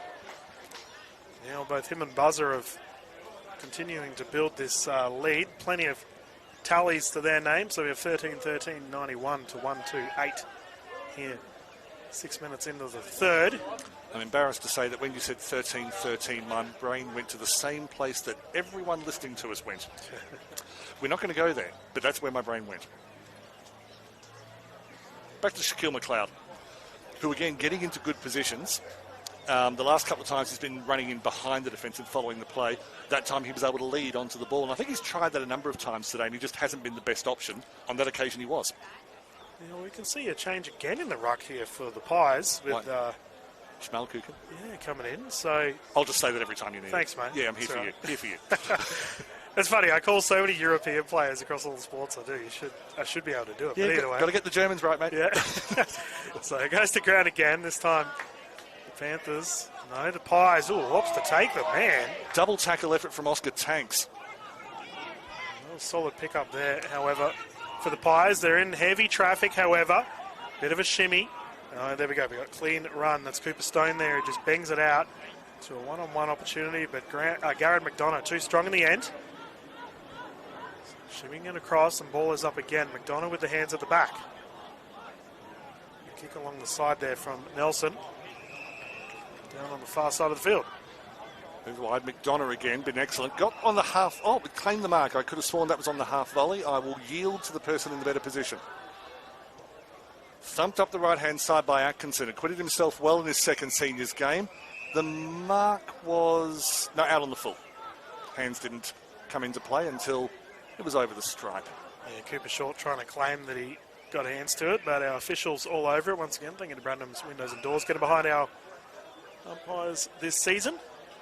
Bit of a shank there from the Pies. Goes to a one-on-one and too easy. Thomas Griffiths all over it. I think that's Kim in defence, who tried to switch the play, but again, kicked to a contest inside his own defensive 50. It's not working. So it looks like Kim's gone to, what, fullback? Either fullback or back pocket, but either way, playing a key role in defence, which does not always mean the central position in modern football.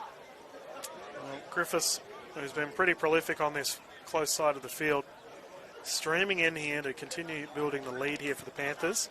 Oh, he slotted it pretty well, yeah, and that has snuck through. Beautiful kick. Didn't look beautiful off the boot, but directionally, absolutely perfect. 14th goal. We're in the 10th minute of the third quarter, and now the wingers are getting in on the action. Yeah, with the name I keep butchering with Joseph, I keep bringing the name Schmalacken coming up because we're witnessing a shellacking here at the moment with 14-13-97. I was waiting for you to go there, yeah. 1-2-8, yeah, it was a bit easy. Bit of a layup. I feel you can do better. We'll take it. But yeah, but once again, I think Morningside are now playing with confidence because they've got repeated evidence of, if they lose the ball in their front 50, they're they've got enough evidence to say, well, Sherwood may not clear this. Let's just attack it. Yeah, exactly right. And, I mean, it's all percentage right now, viewers. They are howling along. There's a nice tap down, and the run is on here. Kelly Castle gets smacked. Big tackle, and the fellas immediately run in. Is that Glass with the tackle, the number 3? Glass has been pretty solid, if so. And moving around to get himself involved. Schmalkuchen got down onto the ground. The handball went wide from Cruz, and then Barak was behind it. Loose ball on the Riding Road side. And then just as Mitchell Hausen was about to launch, the free kick went the other way, and they've gone 50. I must confess I've missed what the reasoning there was. It's a good thing we've got all of our head officials here in the booth for this. Maybe they can give us a pointer to what it may have been. Or if you're watching on YouTube, if you hit the left side of the screen, just a quick double tap, you can go back 10 seconds and get your own instant replay, and it's tail of the tape. It's going to be a high clanger count, a high turnover kick count.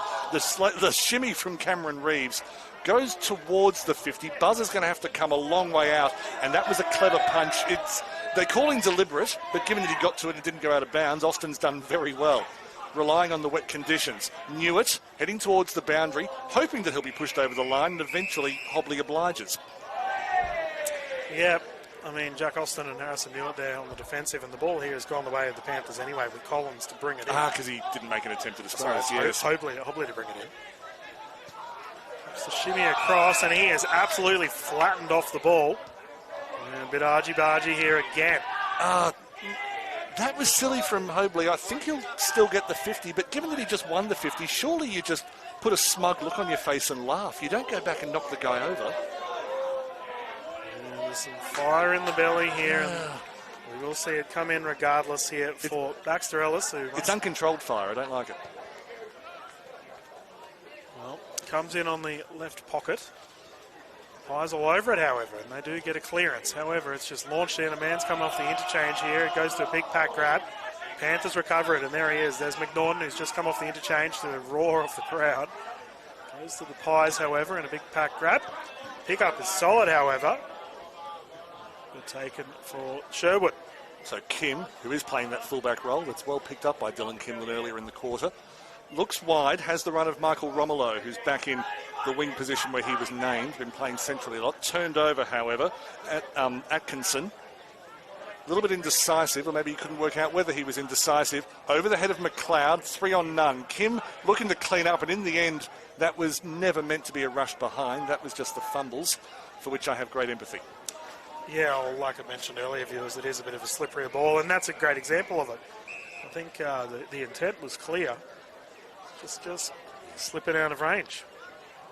What Sherwood need, apart from anything else, is some drier weather. Yep. And this is where you need to have some fun. Do something fun at training during the week just to make sure you don't lose the spark and the enjoyment. Because if you go into the next game thinking, here we go again, then you're on a hiding to nothing.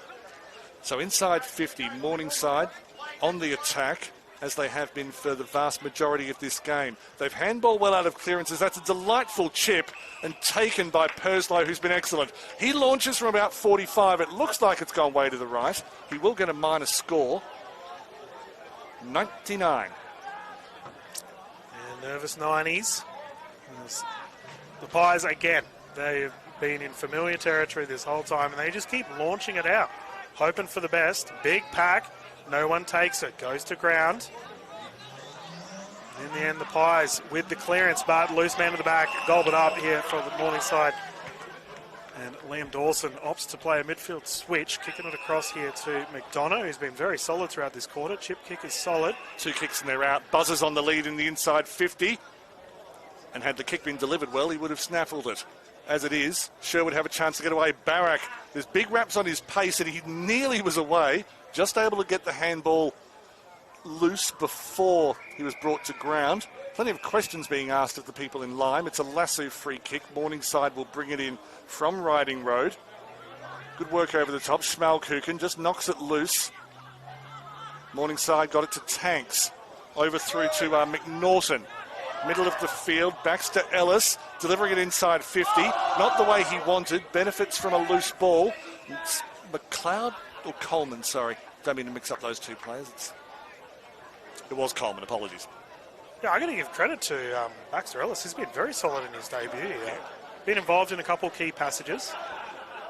Just on the inside of the 450 here, where we did see Buzzer try to win the tap. Ooh, is that over the shoulder? No, it doesn't seem to be the case. And, I mean, it's a tough one, right? Like, you've got to give credit to the Pies defence. They have been absolutely hammered. The body language is a lot better in this quarter. There was a period in the second quarter that I pointed out where that their heads were down. Not the kick-out they wanted, and to be fair, their kick-outs this quarter have not been high quality. Several turnovers. Liam Dawson got the easiest intercept mark he'll take in his storied career before. Ball up just inside the 50. Umpires haven't had much controversy to deal with today, but they've certainly kept it. I like the way they've umpired it. Tackle from O'Brien, just knocked it loose. Coleman unable to get a clean pick-up, and it wasn't exactly delivered to him with a ribbon on it. Squeezes out the back. Congested ball. I think only a whistle's going to stop this. And a free kick to the Panthers. Yeah, looks like Ellis again. So he was involved in 2 little plays in the last 30 seconds. Surveys the scene, probably just outside of range. He helps to go down the middle, which was so successful for Morningside in that first quarter. But Sherwood read it well. Austin read that very well. Came in from forward of the mark. Pinched it. And then Ellis again. There's those defensive efforts. And look, the Panthers boys get around him as a result. He likes this senior footy. He wants to make sure he stays in the side next week. Well, Preston Cockatoo Collins was playing too well for Morningside and ended up back in the Southport VFL side. So that created a space. As we continue to play on here. This time goes to ground again. The Pies do seem to be a little bit better here around the clearance here in the third. Panthers winning this one this time around. Opts to take the man on. That there was Howson. Ball still alive. So Opray this time, and we did see with the blood rule earlier today. Good to see him back on the field. Picked up, swinging around. Unfortunately collected high, but not high, sorry, but collected in general, and goes to ground. Is it Schmalkuchen? Well done, nailed it. Here we go, viewers. Advanced to level 2. We're happy. And I like the way he's rucking. He's tapping in a different direction each time. Loses out that time, commentator's curse. But he did a nice little flick off the back of the knuckles before, which nearly resulted in the clearance. Good catch by the boundary umpire. In fact, it was one of the field umpires. Apologies. Yeah, quick hands. They're probably fitter than the majority of the players that go out there, our officials. Oh, aerobic fitness, they are fitter. Yeah, it's crazy what they have to do, but we're appreciative nonetheless. Goes to ground. Quick hands. Schmalkuchen again being involved and immediately rid into the ground. So no one's able to get clean purchase of it thus far. There involved was Glass. He was very important in the last quarter. Got up again. This is the first time in the match that Sherwood's been able to neutralise the contest. They're making it ugly, which is probably not really in the DNA they're trying to create. That was a very easy free kick to give as the player was held off the ball. So I think it's Dylan who gets the free kick away. Goes for the barrel. Barak watches it bounce over his head, but it's gone through to Romolo. Romolo doesn't get the cleanest kick. Coming across the front was Peacock. Trying to get it away. Alex Peacock nearly made a meal of it. Went very close to the right goalpost. Whistle's been blown though. Beg your pardon. Nothing goes the way of Sherwood here at the moment as No, advantage was paid. The goal stands. Okay. So the free kick would have gone to Sherwood. Yeah. So Peacock, in the 19th minute of the third quarter, gets Sherwood into double figures. Who was that that got flattened for Sherwood? Yeah, I was watching Peacock, and then my vision was obscured. Well, Peacock does look like he's on a bit of struggle street at the moment anyway. But regardless, it's goal for the Pies. So, positives. Peacock, one of the players who's come up from last year's Colts side for Sherwood, and you can see the talent coming through. And I just hope a lot of people, there are a lot of young players, men's and women's, who if they can't make the AFL or AFLW, they tend to give the game away. This is a great comp to have a career. It's good. As it goes to ground, and the players will be, or the Panthers especially, will be enjoying it. Nice hands there from Newitt. Diving effort. The whistles are blown, however. It was the outer zone umpire who spotted something on the back of that last contest, so Morningside get the free kick. Yeah, sheesh. The Pies were on there. Quick hands off. Here we go. So Panthers survey the scene, opting to go down on this. Oh, beautiful kick. Didn't have to move a muscle. Out there was Baxter Ellis, who you mentioned has he earned his spot next week. Well, we'll find out. He certainly hasn't lost it. Goes to a big pack grab. Goes to ground. No one able to take it. The rain's starting to come on down again. Someone takes a slot at it, but that goes to the wide side. Ball is just stopped in the mud, so Elijah Glass will pick it up and play on.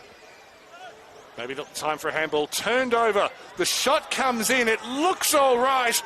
That is the century for Morningside. The left foot kick from about 35 metres out appears to be Tom Griffiths. Yeah, looks like Griffiths has slotted it. So beautiful kick. Snapshot. They bring up the 15-15, 105, 2-2-14 here. 20 minutes in the third and the rain is pouring. I suppose the question for Morningside, and again, I mean, the result's probably not in doubt now, but building on this, as it's been they've gone win, loss, win so far this year. Yeah. That's not momentum. How do they use this? Okay, playing one of the bottom two sides, but how do they use this to build momentum? Exactly. Watch their season. Well, there we go. We're going to hear Baxter Ellis coming off the bench here, and listen to that Panthers crowd get around him. He's had an absolute blinder of a day. Well done to the young man. You're spot on, mate. With the discussion of momentum, what they can they use it going into round 6? We'll find out. But we're in the mud pit here in the middle of the ground. Immediately goes to ground. Speaking of, it looks like it's been called. So the Pies win it. Just got an interesting around the grounds for you when we get that far, but we'll stay with this game. Oh, fisted out. Barrack there with the pickup. Oh, nice hands. Gets the hands off. Here we go. The Pies with an opportunity. Sloppy kick to a 2-on-1 opportunity and hands in the back. So we do see Panthers with the defensive effort. Recovery there on the side of Atkinson. Kicking it down into the middle. Big pack opportunity. A nice take there here for Sherwood. That there is Jack Austin, who's probably been one of Sherwood's best. I'll take out one of. Austin inside 50, didn't direct the kick, or maybe he did direct the kick, and the communication to the forwards wasn't quite that, but Mitchell Housen takes the mark. Things have tightened up down at Palm Beach, Currumbin. It's Palm Beach 60, Redlands, Victoria Point 73. So we do have one game that's just testing the, keeping people interested. Yeah, that's good to hear, and I'm not at all surprised with the quality of those two sides as it goes to ground again here. The Panthers all over it, however. Recovery there from McNaughton is solid. Got a couple of fellas on the ground. Hopefully everyone's okay. Slow transition here for Morningside. Opted to ping it in. Mark is taken, beautifully taken there from Hobley, who's an absolute ripper of a game. Oh, he just opts to play it on. Kelly Castle. Wasn't hard. Once again, it's the off-ball running. Yep. And because we can only afford one camera, and I mean, Connor's rates are exorbitant on the camera, but yeah, it's a lot of the good things that Morningside are doing you won't see because it's what happens before the player receives the ball. Perfect example from Kelly Castle. Ran into a gap, got it delivered to him on a plate. And Castle's streaming in and absolutely slots it. And yeah, I mean, if the ruckmen aren't going to cop it, someone has to. So unfortunately, it's our cameraman here off on the gantry. But Kelly Castle, another one to his tally. So 16-15, 1-1-1. 2-2-14 here in the third. 23 minutes in, and that Panthers crowd, they're enjoying themselves. It's a good day here for the Morningside faithful. Darcy Cameron Reeves, big smile on his face as he comes down to the bench. Yeah, we can see someone coming off ground here who's in a whole lot of distress for the Sherwood Magpies. That is Liam O'Brien.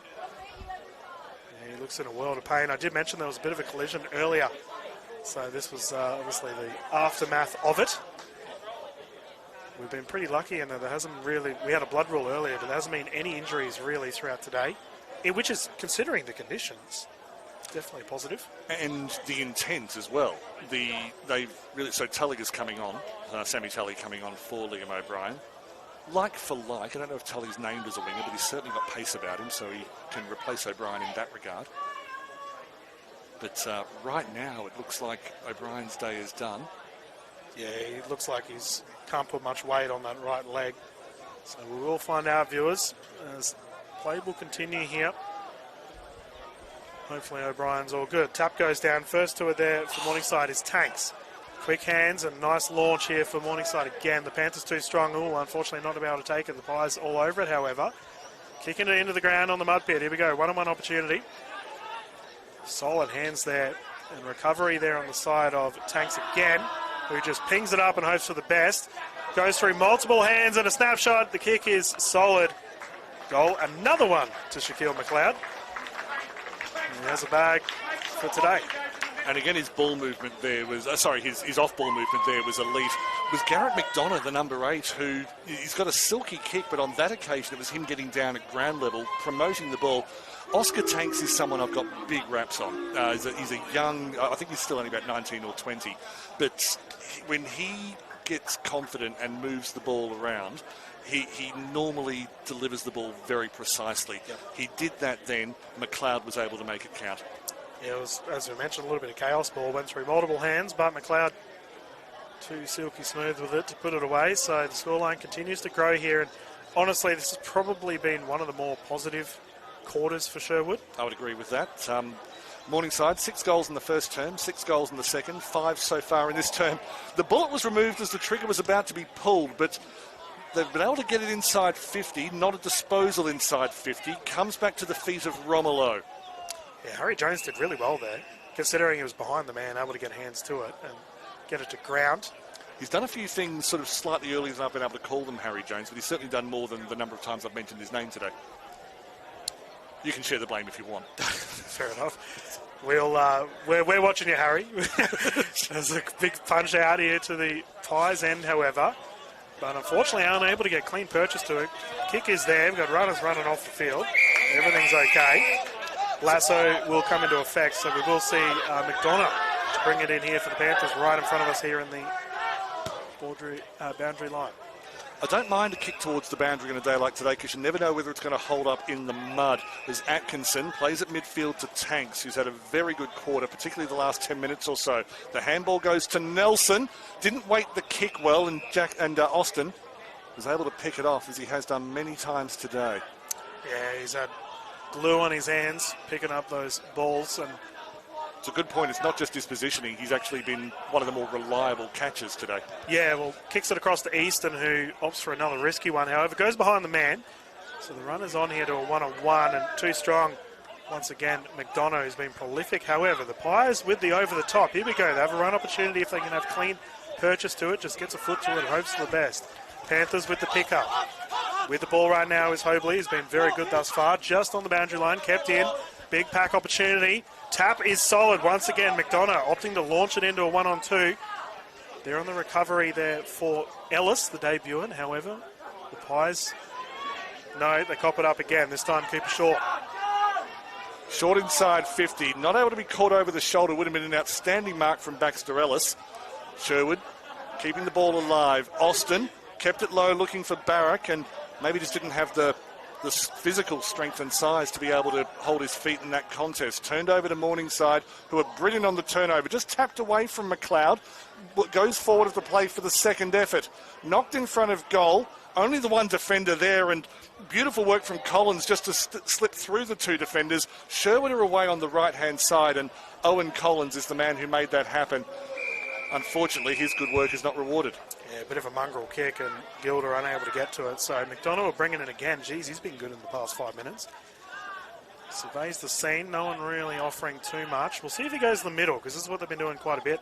And that's exactly what he does. However, Sherwood read it well. This time it's Luke Mitchell on the mark. There was miscommunication between Buzzer and Tanks. They both thought the other was going to grab it, and in the end it was a turnover. So Cruz here. Buzzer hobbling off the ground. Oh, that's a big thing to keep an eye out for as Cruz goes across here on the far side of the field. Sherwood opting to slow things down, kicking it across once again. You had Barrack and Mitchell as the options, but the Panthers too strong all over it. Here we go. Kelly Castle in a one-on-one. The pirouette is solid, however, the Panthers losing the ball, and here we go, the Pies are on. That was Henry Cox with the pirouette before. Right idea, and just lost his feet. It's a free kick, quite clearly. And Xavier Vivas-Brown gets the cheers of the crowd, but I don't think Ryan Gilder needs to be disappointed with himself there. That was just, did everything right except keep his feet in a patch of mud. McDonough. He's saying his name every 2 or 3 minutes at the moment. He's just always there. The 2-on-1. means that Griffiths has room to move and even has time to handball over the defender's head to Mitchell Hausen. Keeps it wide and the off-ball running again. I sound like a stuck record. Over the top to Zane Pearce. And Pearce bringing it across here. Easy entry is too good in the end, and Hobley again has been... You're right about it being a stuck record. We keep bringing up the same names. I would love to see the posies, actually, the disposals at the end of this for these players. My goodness, some of them have been racking it up. Play.afl/Queensland. iSports will work on it Sunday and Monday, or Sunday rather, and then you'll see them on Monday. I suppose the only thing to say about this game is that disposals in the first 2 quarters when the game was more on the line, you could argue are worth double. So don't just look at the end stats and think, oh, well, they had the best game. Yeah, well, we have another opportunity right on the siren here for the third. Strolling in, taking the kick, and unsuccessful. So the scoreline here of 17-16, 118, 2-2-14. Panthers well and truly on top here in the third quarter, as we will have a bit of a breather here, viewers, for our round 5 of the TPIL Lawyers QAFL match of the day. We'll be back soon here to finish it. Visit footy.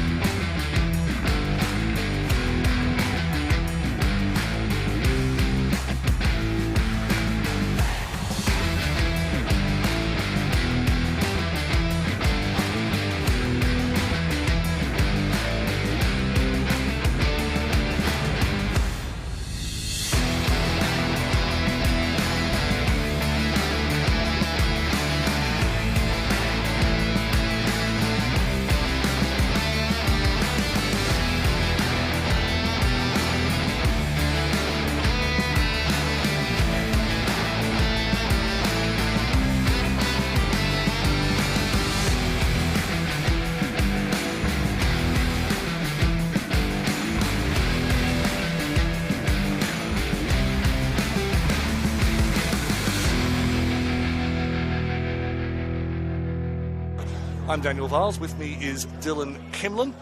Dylan, if you want to put yourself into the shoes of either Paul Egan of Morningside or Brett McAvoy of Sherwood and let me know how you'd approach this final quarter, go for thy life. Well, I'm just having a look now regarding Morningside. You just mentioned Buzzo, and we did say he sort of limped off at the later stages of the last quarter. I actually can't see him on the field. Not worth risking, you would think. Well, yeah. He wasn't, he wasn't in tears. It certainly wasn't his season over. He was just hobbling. Yeah, so. But there you go. That's probably in regards to the coaching staff. What are they doing? And they've obviously secured this win, and it just comes down to getting it out. Obviously, percentage comes into it, but at the same time, you don't want to injure your players. So, once again, it's really going to come down to Sherwood and how they sort of bounce back. It does look like we will see another rucking change. So, Dylan's back in the ruck, who we've seen a couple changes for him as we continue on. Nice tap there. Hodge has been very solid in the ruck throughout the day, taking on everyone. Throughout the decade, I'd say. Yeah, there's good hands there. Glass has probably been one of the best for the Pies, but in the end, coughing it up. Shanked kick there for the Panthers. However, hands go to ground. Recovery, bit of a pirouette, unsuccessful. Right in front of us here in our broadcast booth. Once again, please subscribe to the TPIL Lawyers QAFL YouTube channel if you haven't yet, as we continue the run with Luke Mitchell opting to bang it into the 450. Mitchell, who I think's had a jersey change because he's done a lot more work than the whiteness of his jersey would suggest, but it's Mitchell Hausen who's been cropping up regularly in this match, just diffusing any Sherwood attacks and distributing with precision. Play slows down in the northeastern pocket of the ground. Perslow, who was brilliant early, just holds up in the mud. Hacked inside 50. There's only one verb for that. Kelly Castle around the shoulder, but it's a one-on-none situation. And it's just a case of how long Darcy Cameron Reeves wants to take. He decides instant, that's a goal. Beautiful kick there from Kelly Castle, though. You saw the free man in the free space.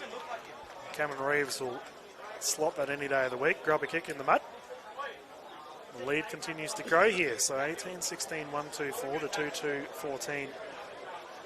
First minute of the fourth quarter. The first goal of each quarter has gone to Morningside. It was in going through the 5th minute, the 2nd minute, the 7th minute, and the 2nd minute. So they've actually scored faster going into the wind. Yeah, which hasn't really been a factor in the second half. Hey, Daniel, out of curiosity, how's that Gold Coast battle going? Let's have a look. You mentioned it was closer earlier. It had, just Redland Victoria points. Just put their foot down a little, so at the last look they are 92-69 up, which is a gap of 23 points. Yeah, they're ballooned out as can continue play here in the mud pits, winning around. That was Cruz, so he got the hands out. The bomb up the middle, nice take, however, for the Panthers just on their defensive 50. Run is on, however, 1-on-2 situation, 2 or 1-on-1. There he is again. Luke Mitchell has been pretty busy throughout this quarter. Heavy tackle. Legend in South Australia, Luke Mitchell, played a lot of footy down there after his one AFL game for Carlton. Good to have a player of his calibre up here in Queensland, and particularly helping out a side that's rebuilding. Squeezes out the bottom of the pack. Morningside keeping it alive in a very messy way. And in the end, it's just a casual little ball up in a nondescript position of Jack Esplanova. And as always, big thank you to our officials and Bradnam's Windows and Doors for their combined efforts. And that's a punch there, but it looks like he was held. It was holding. Yeah, it wasn't Hodge. No, sorry, it was against Hodge, as Dylan plays on, sorry. And Dylan just peppers it in, and not the best kick. Panthers, hands, good. Here we go. Solid launch with the ball is Hobley. Gets it out. On the run there was McNaughton. Barak with ball. Someone's been flattened here. We did hear a whistle, but it looks like play on. It was a free kick to Sherwood, and then play on was called. Barak, second effort, third effort. Barak from about 45. That would have been spectacular. Isaac Barak, a former university Cougar in the Darling Downs competition. Hello, Toowoomba. And your boy nearly got you all out of your seats. I think it was Garrett McDonough for the Panthers who got flattened earlier, and he was a bit slow to get up. I think the umpire quite rightly decided, if this makes any sense, that it was a self-inflicted flattening. Fair enough. It was just a touch on the ground. Let us continue. Goes across the face, but unlike what we saw from the Pies earlier in the match. That was a lot more clean. On the far side of the field, there is Barach again, who we thought had a great opportunity. Good movement. Thomas Griffiths has been pretty solid. He gives it off. Just some simple hand passing here, Daniel, with nothing too silly here from the Panthers. And players backing up. McDonough with a handball, and would have been effective had his teammate not slipped over. They regain it anyway. The tackle is strong from Henry Cox, who ball hasn't always gone to his part of the ground, but he's put in when he's needed to. Ball up about, let's say, 65 metres away from Morningside's attacking goal. It was a good punch, but on a day when it bounced, maybe it would have been better. Yeah, I was going to say, yeah. definitely looked like a throw there from Purslow, and the Pies will get it as a result. Hasn't made many errors today. Yeah, oh, they had a switch opportunity there, Sherwood, but opted to hold up. That there is Glass again. He goes to a one-on-one. Panthers were first to it. Quick punch. Whistle blown. Signal over the contact, high contact. So that was Dawson that will receive the free. And here we go. They're considering the switch again here, the Panthers. It depends on how quickly Sherwood can respond. On defensive is Peacock. Running down his man, however, the Morningside duo too strong, and they're going to go straight up to Guts again. Man slips over in the defensive 50. He wasn't the target anyway. To Pearce. Pearce with the hands off. Receives it back again. Risky play there. On the defensive was Luke Mitchell. And the run here solid from McDonough. Continuing play on. Sherwood trying to desperately get it back. Ooh, is that a throw? Doesn't matter. Let us continue. Cruz got hands to it. Follows it through, but the Panthers too strong on a one-on-one. Here we go. Run opportunity. Plenty of Pies around it over. It's an Avery and Jack Austin. Quick hands across. Taking their time. On the defensive was Cox. Fist again. Cox somehow getting it back. Right in front of us is Marshall. But the Panthers too strong. Nice hands there from Ellis. Kicking it across to his teammate. And that is as easy as you can get for the Morningside Panthers. Well, that's his easy goal hat-trick for Shaquille McLeod. He's now matched Wiley Buzzer with 5 goals. You'd probably rate Buzzer's performance overall a little higher, simply because, first of all, he scored the goals when the game was there to be won.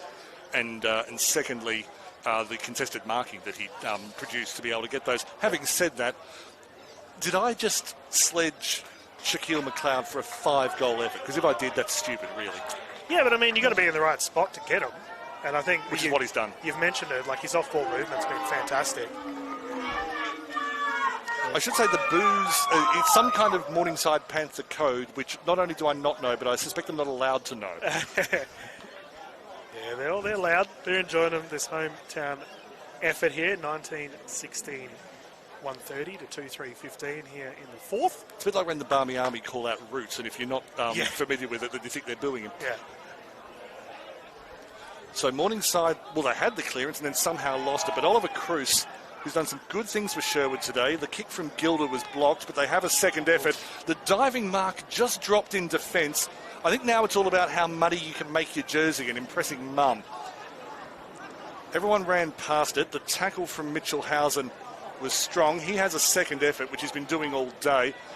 And again, it's the hand passes in defence have been easier, as Hodge was able to get pushed in the back and take the mark because he's him. Yeah. Good pick up around the ankles, forwarded to Hobley, sorry. No, that was a beautiful pickup there. You're spot on. And here we go. Look at Panthers. Wet ball. We've got a Falcon. Doesn't matter. Play on. And the defensive there was Cameron Reeves. A recovery. This chip kick is beautiful. Surveying the scene, and that launched in is Purslow. To a big pack opportunity. Two Pies go for it, but the Panthers gobble it up. Swinging around with a run through is Kelly Castle, who slots another one. And they go to 136. And I think we're seeing how Morningside is using this fourth quarter, which is how are we going to score the goals? How can we perfectly execute our game plan in this fourth quarter so that we embed that muscle memory so that when we do play higher sides, or even just when we need to make sure of the 4 points against a bottom or mid-tier side, that we've just got it locked down, and they're doing that superbly. I got to give credit to Morningside. Consider it, like, obviously their scoreline, but in that passage of play, remember, viewers, this is a wet footy, muddy conditions, and that was very clean movement. So, you know, there's definitely positive, 100%. like positive, not only the scoreline, but I think the coaching staff would love that aspect of their play. Suggests that there's just the right amount of fear in the Morningside players as well. They don't want to go into the sheds with 4 points, but having not given a full effort. We saw Tanks just overrunning the ball. There's some high contact, but the effort is fierce. The free kick will go back to, I think, Newitt. Yeah, we can see Matt Dillon is very slow to get up. He's being crunched. Better than being cruised. Yeah, some tired legs on our field here, viewers, and Cruz takes his time, kicks it across. Nice kick it is. Precise. We're going to go up that far side once again. Morningside in defence are tracking Sherwood. The switch was on and there was simply no space. Morningside out of the middle. They are using the hand. The kick to handball ratio is plummeting in this fourth quarter. Not able to get a clean breakaway on that occasion, but the endeavour is there, and everything that Dylan Kimlin said just before about Morningside wanting to move the ball and generally getting it right is absolutely correct. Yeah, we see Howson's going to take the ruck here against Barak, and that goes to ground. So Sherwood with a scramble, no one really getting clean purchase. That they're getting crunched was Tanks, who's been pretty solid throughout this quarter. And it looks like he's rewarded for his efforts. Left foot, beautiful kick. Here we go, that's Howson. Piercing kick into a one-on-one. Nice pick-up, however, from the Pies. Oh dear, taken on the chest, but crunched again. But Sherwood, got to give them credit. They've managed to hand pass it out. Baraka launching hand pass on the far side of the field. Here they go. That was Dylan. It was Kim with the intercept before. Dylan's kick wasn't the best, but it did hit the ground. The opportunity for Harry Opre. Not able to make it count at this stage. There's appeals for all sorts of things. And I don't know what that hand signal was from the umpire. I think it's just a jump to the left. Good song. As that Harry Jones was involved in that one again. Goes to ground. Gobbled up immediately, hands out. And on a lunging effort there from Matt Dillon. Did he salvage the play? No, he didn't. So we will see the Panthers opting to take their time again. Kelly Castle's been very solid throughout this second half. Grown into the game, hasn't he? Yeah, he's done well. So nice clean kick. He was copping it on the sideline earlier from his teammates. So Sam McNaughton there with a nice passage, and the run is on. Booming left foot into the forward 50. However, the Pies all over it. Jack Austin has been so good today. Ne'er a truer word spoken. Newitt is right of centre halfback, although not quite right halfback. Told to play on, and the time he took was pretty much indicative of, at that stage, how little off-ball running there was. Eventually found a runner on the right, but again, they need to bring it inside. Successfully to Stone. Tried to stab it, ended up stabbing his foot into the ground. Sent the other way, and inside, is that McLeod again? Tis. Yeah, teammates are just pointing at the goals. No one's run into the forward 50, or the pocket. They just said, yeah, mate, that's a goal. You just take it, and we'll go back in our positions. Look at this, the whole team has walked off. They just back their man. So McLeod with another chance. All they need is a slow hand clap just to complete the vision. Shaquille McLeod, it's been a good day for him. Goal umpire moving to the left. There's no wind. I suspect that just didn't quite come off the boot cleanly. Yeah, he was pretty much dead in front, but as you mentioned, a little bit of a shank. But either way, he's had a great day on field. He'll be happy with his efforts. Man comes off the interchange here, and beautiful kick. The recovery there from Peacock, where it decides to gut straight up the middle. Harrison Newitt, who's been involved quite a bit in the last couple of minutes. Stabbing kick is intercepted, beautifully played again. Kelly Castle all over it. Shimmy, is he going to get rewarded for his efforts? Opt to do a slow kick through the middle. Does he get a kind bounce? No, he doesn't. Sherwood somehow saving that one. Castle. Wrong day for that kick, but beautiful to watch, but ineffective when there's mud in the goal square. They connect. Alex Peacock, who's done some good things in this match. Found Riley Easton. Maybe been a bit quiet today. Keeps it wide. It's to a one-on-one. And the one was Brad Hodge. You've got to be confident to take him on. But they have swarmed around him well and managed to win the turnover. Cruz inside 50. Probably been, well, he's kicked it away on that occasion, but he's probably been Sherwood's best player forward of defence in this match as the switch is on from the Panthers. Yeah, so here's Griffiths again. He's been very solid on these wings. In the pocket, stops to kick it across. Barak has cleaned up without the ball, recovers anyway. He was heavily outnumbered there, and the ball goes to the boundary line. Does the lasso come into play? Yes, it does. I don't know, the officials will see to it. So I will say that's a good effort from Barak to be able to hold it down. He's had moments of sheer athleticism. Well, look, it's only his second or third senior game. You can see why he's been promoted to top grade, and every bit of confidence he can build. As Morningside get a free kick in their left back pocket, they just play a bit of tempo football. But yeah, it's and if you want an example that you may have seen if you haven't followed the QAFL, watch Brisbane Lions from 2016 and 2017 when all the players who are now champions were looking absolutely lost on the footy field. As Morningside work it through the middle. Beautiful second half from Kelly Castle, getting involved wherever he can. Commentator's curse, intercepted by Luke Mitchell. That's right, mate. We all do it. As Mitchell I just expect it now. So Nelson there, hands off to the free man on the recovery there. Griffiths again. He's been pretty solid. Left foot kick on the run there is Hobley. Definitely been one of the best on ground. And opposite to the kick. The teammate in McDonough also has had a blinder. Yes. The Pies have picked it up, however. Nice overhead mark taken for Sherwood on the far side. Was that touched? Sounded it, didn't it? Yeah. We are a long way away here from the ball, however. Oh, we did install microphones in all the players' boots before the match. I thought that was quite clever of us. Yeah, I don't know, viewers, if we'd want to be hearing what was being said. We've had a couple of biffs here on our match of the day. Yeah, they didn't work, did they? Quick ball up here from our officials, and we'll see to it once again on the close side. On the lunging effort there from Hobley. Tackling, crunching. Free kick. Sherwood with an opportunity. And why not take a...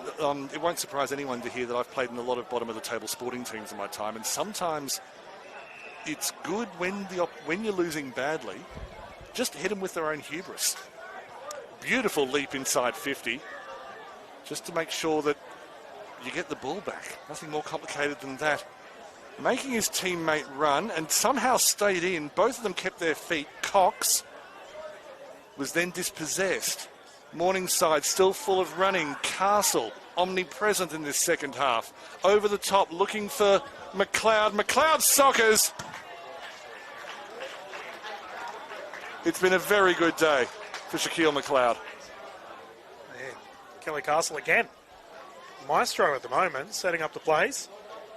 And the 1-2 punch for the Panthers here in the second half. McLeod has 6 of the best.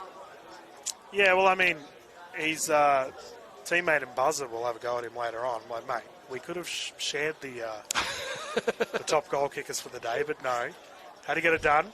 21-18, 1-4-4 to 2-3-15 in the fourth quarter here, 17 minutes in. But starting to make his own goals now, which is, the defence is tired, but can only play what's in front of you.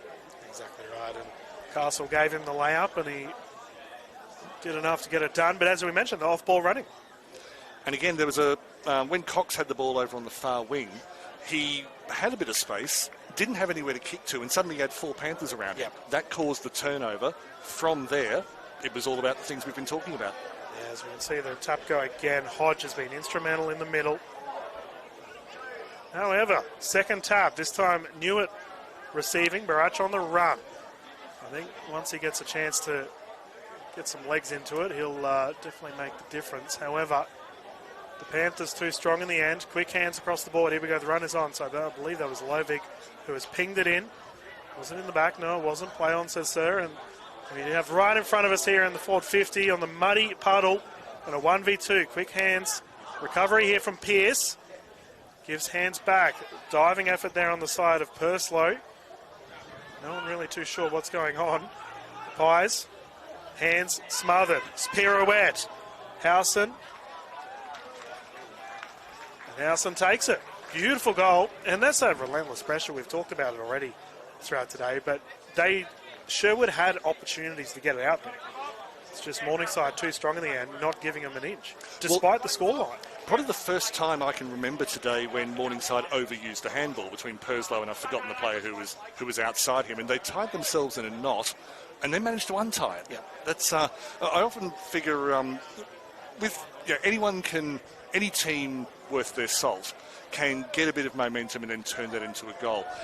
The way that you often can judge a team is how well do they get themselves out of trouble, or how well do they maintain an opportunity. It's the same with computer programs. It's how well can you undo it when you make a mistake. So it's been impressive from Morningside. Can we fault them? Can we find a fault from Morningside today? Yeah, I don't know. Considering they've handled the wet weather conditions well, they've put the opposition to the sword. They haven't relented. And honestly, their passing has been really solid. Like, we've seen multiple times when they've just lowered the eyes. And speaking of lowering the eyes, Newitt opts to do the opposite, pinging it out on the forward 50.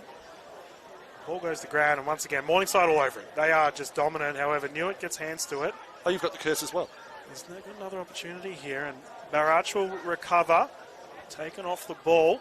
Pick up there is Castle. He has been elite this quarter. Nice kick on the far side. Mark is taken. Opts to take his time, and this time we will see McDonough. Launches it up to a big pack grab. Up he goes, and a good grab it is in the forward 50. Housen again, Jake Housen. Jeez. Kelly Castle is coming alive here throughout this quarter. They have another opportunity to go past 150 here. Well, in terms of umpires' votes, coaches' votes, it's really just a case of how you weight the different quarters of the match. You know, do you say, well, Castle's was less important because it was in the second half? Well, either way, the coaches will be happy, and he slots it through for a behind on the left side. Hey, he still slotted it through. It didn't matter which side it was. No, I don't think that's the correct use of slot it through there. I think it's, slot only refers to the big sticks. It's okay, viewers. I'm just trying to be positive in the mood. But we will see the ball come out here for the Pies. And they've opted to launch straight up the guts, which has worked for the Panthers throughout. Barrach with the late hit. Good mark taken, however. It was good, and I think just because he's a little bit smaller than his direct opponents in terms of muscle mass, he's just sort of running around the mark rather than attacking. It'll be interesting to see his development over the next little while. Slips the tackle, Morningside. It's now, okay, so the advantage was played. No, it is coming back. Baxter Ellis on debut was about to cop it. Actually, is that Baxter Ellis? I think so. No, it's not. No, it is. Yeah, Baxter Ellis on debut was about to cop a almighty kangaroo court if he played on. And then giving it away, yeah. But no, he's been given a second chance here from our officials, so... Be interesting to see how that's reviewed after the match. It's people who say the umpires aren't held accountable, you don't know what you're talking about. Baxter Ellis. Ellis here has absolutely tried roosting it. He's got plenty under it. The Pies gobble it up, and Austin again. The Sentinel in defence kicks it out to Ishmael Kukanu, who ends up in a scrappy situation. Good defence, however. Wrapping him up there is Short, who opts to bring it in, lowers the eyes, slotting the kick. And there's Ellis again. He's going to have another shot. Well, he's had a sighter and there's no wind. He opts to play it on. Ellis. Oh, he's gone for the shimmy. Has got himself in trouble. The crowd are giving it to him. There's Castle. That was touched. Tanks has taken the mark. Oh, no. I'm just going to call that an error. Either way, Tanks will take it. I got to say, Ellis is playing with fire at the moment. He keeps taking the man on the mark on. And it's 2 for 2 in unsuccessful efforts. And here we go. Tanks to bring it in. Streaming in, left foot kick. That is clean and through. He's played well today, Oscar Tanks. I gave him a big rap before. 6 goals in this quarter for Morningside. And this is the earliest they've reached the 6-quarter mark in any of the quarters so far today. It's been a comprehensive, relentless performance by the Panthers. Yeah, I'm curious for our season thus far. Is this the biggest victory yet? Now, if this was the women's comp, I'd have every stat you could want to imagine for this one. I don't know. Yeah, I'm not too sure. But either way, it's a big win regardless. 23-19. And that's something we need to bring up, viewers. The fact that the Panthers have kicked 19 behinds. Imagine if they kicked a little bit more straight. This could be a gigantic result. So the next 3 games for Morningside, away to Aspley, home to Cooperoo, and then away to Labrador. So none of the top sides, Aspley currently in 10th, Labrador 8th and Cooper in 9th. So they've got a chance to really build some momentum, the Morningside Panthers. The ball tossed away out of the middle, but to the advantage. Again, Castle. McLeod tried to take it one-handed, didn't work. Attacked at the back by Marshall. Eventually cleared. That was Austin again. Oh, there's too many possessions. Overrun by the winger, and Griffiths has had a good day. Romolo couldn't work out who to sell the candy to, and eventually just doesn't quite work as he shepherds it over the line. They're appealing for deliberate. I get why they're saying it, but they're wrong. Well, either way, we'll see to it. And that bounce earlier was crazy. These oval balls, geez, they make footy good. Yeah, ever since they changed the oval balls from... shut up, Daniel. So Harrison knew it. This time it's Gilda who cops it. Oh, that's an after hit. Easton has 50. copped it. Yeah, that has 50. to be every day of the week. And Perslow just a little bit late, and mate, you're up by nearly 150 points. There's no need for it. Regardless, Riley Easton still with fire in the belly. That was very handbaggy. There was some movements there that would not make any fighter proud at all. So Sherwood, the first free kick was for basically being tackled around the ankles. And the second one was just for ill discipline, which has not been a feature of Morningside's play today. No, they've been pretty solid, and we will see Gilda with an opportunity just outside 50. He's going to have to really launch it. The wind has died down. It was going in this direction earlier today. But Gilda opts to ping in and has an absolute shank. Through to the middle. No one really taking clean purchase of it, and the Panthers, nice hands there. That was Hobley getting hands off. Everyone getting a touch here in the back line for the Panthers. Streaming out, cheeky kick, nice mark. That there is Oscar Tanks. So Tanks, just right at centre half back. That's his worst kick of the day. Knew it, wasn't able to hold on to it. And once again, the number of times that Morningside has lost possession and then regained it quickly today, numerous. Pearce fumbles in the middle of the field. But even though it was unclean, Morningside still managed to progress the ball about 50-60 metres and find themselves in the middle of Jack Esplin Oval. Yeah, well, Jack Austin with a tackle there that halted any momentum. Fellas go toe-to-toe. Barach with a nice tap to teammate, however. Run on the kick. Here we go.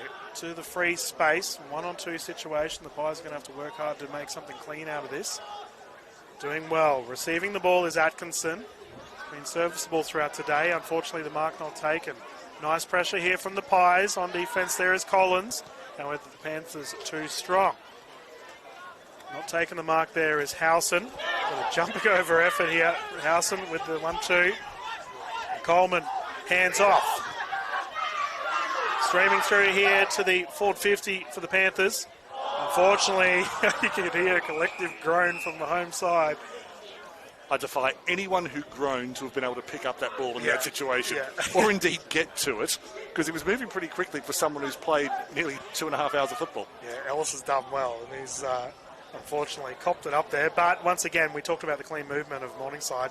It's another case in point. Well, it'll be his first win as a senior today, so he knows he's going to get covered in sports drink in about 10 minutes' time or so. Oh, nice. Hooked around the body, Jake Howson, for one moment.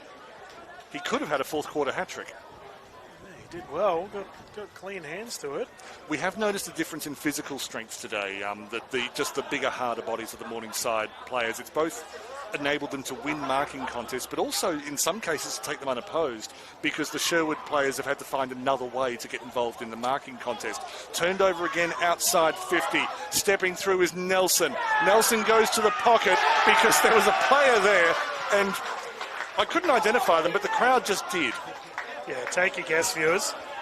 Around the body, Ellis has both enlivened and silenced the crowd simultaneously. I didn't think that was possible in an audio sense. His hair is about to get an absolute reworking, but the 23rd goal for Morningside today is scored by the debutant, Baxter Ellis.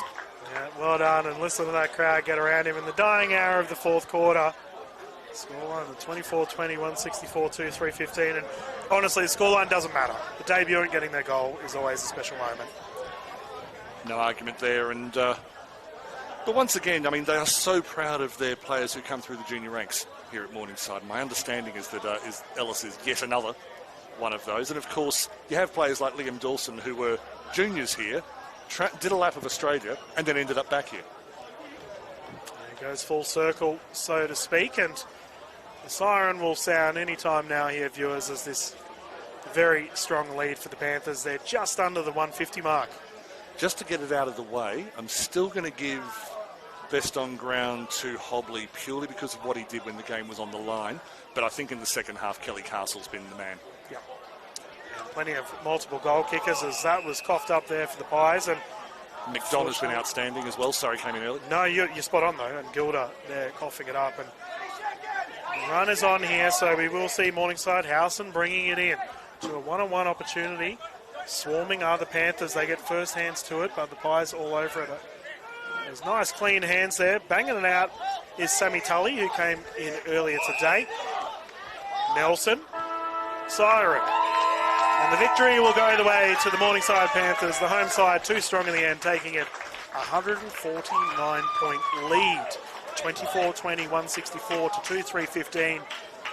And I've got to say, mate, that is an absolute shellacking, and the home side will love what they've seen today. I was waiting for the team song to ring out, as it normally does at this point, which is a reworking of the Melbourne team song, if I remember rightly. But 24-20, 164 to Morningside, 2-3-15 for Sherwood. The goal scorers for Sherwood, just to get through them quickly, Oliver Cruz in the second quarter and Alex Peacock in the third.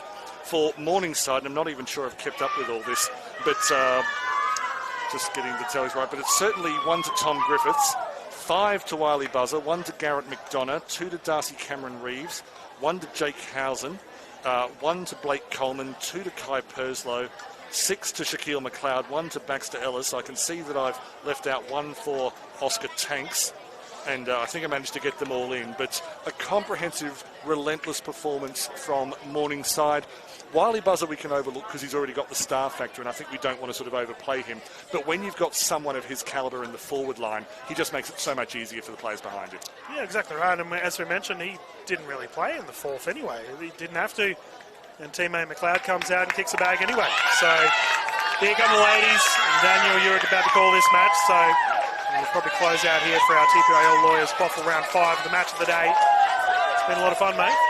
Has been a lot of fun. Thanks for your work, Dylan. And so always action, 2 o'clock every Saturday action in the TPIL Lawyers QAFLW. And of course, every game is on the YouTube official AFLQ channel as long as YouTube lasts. So on behalf of Double Take Sports, Connor on camera and Dylan Kimlin, my name's Daniel Viles. Thanks for your company. But now from Jack Esplin Oval, it's goodbye.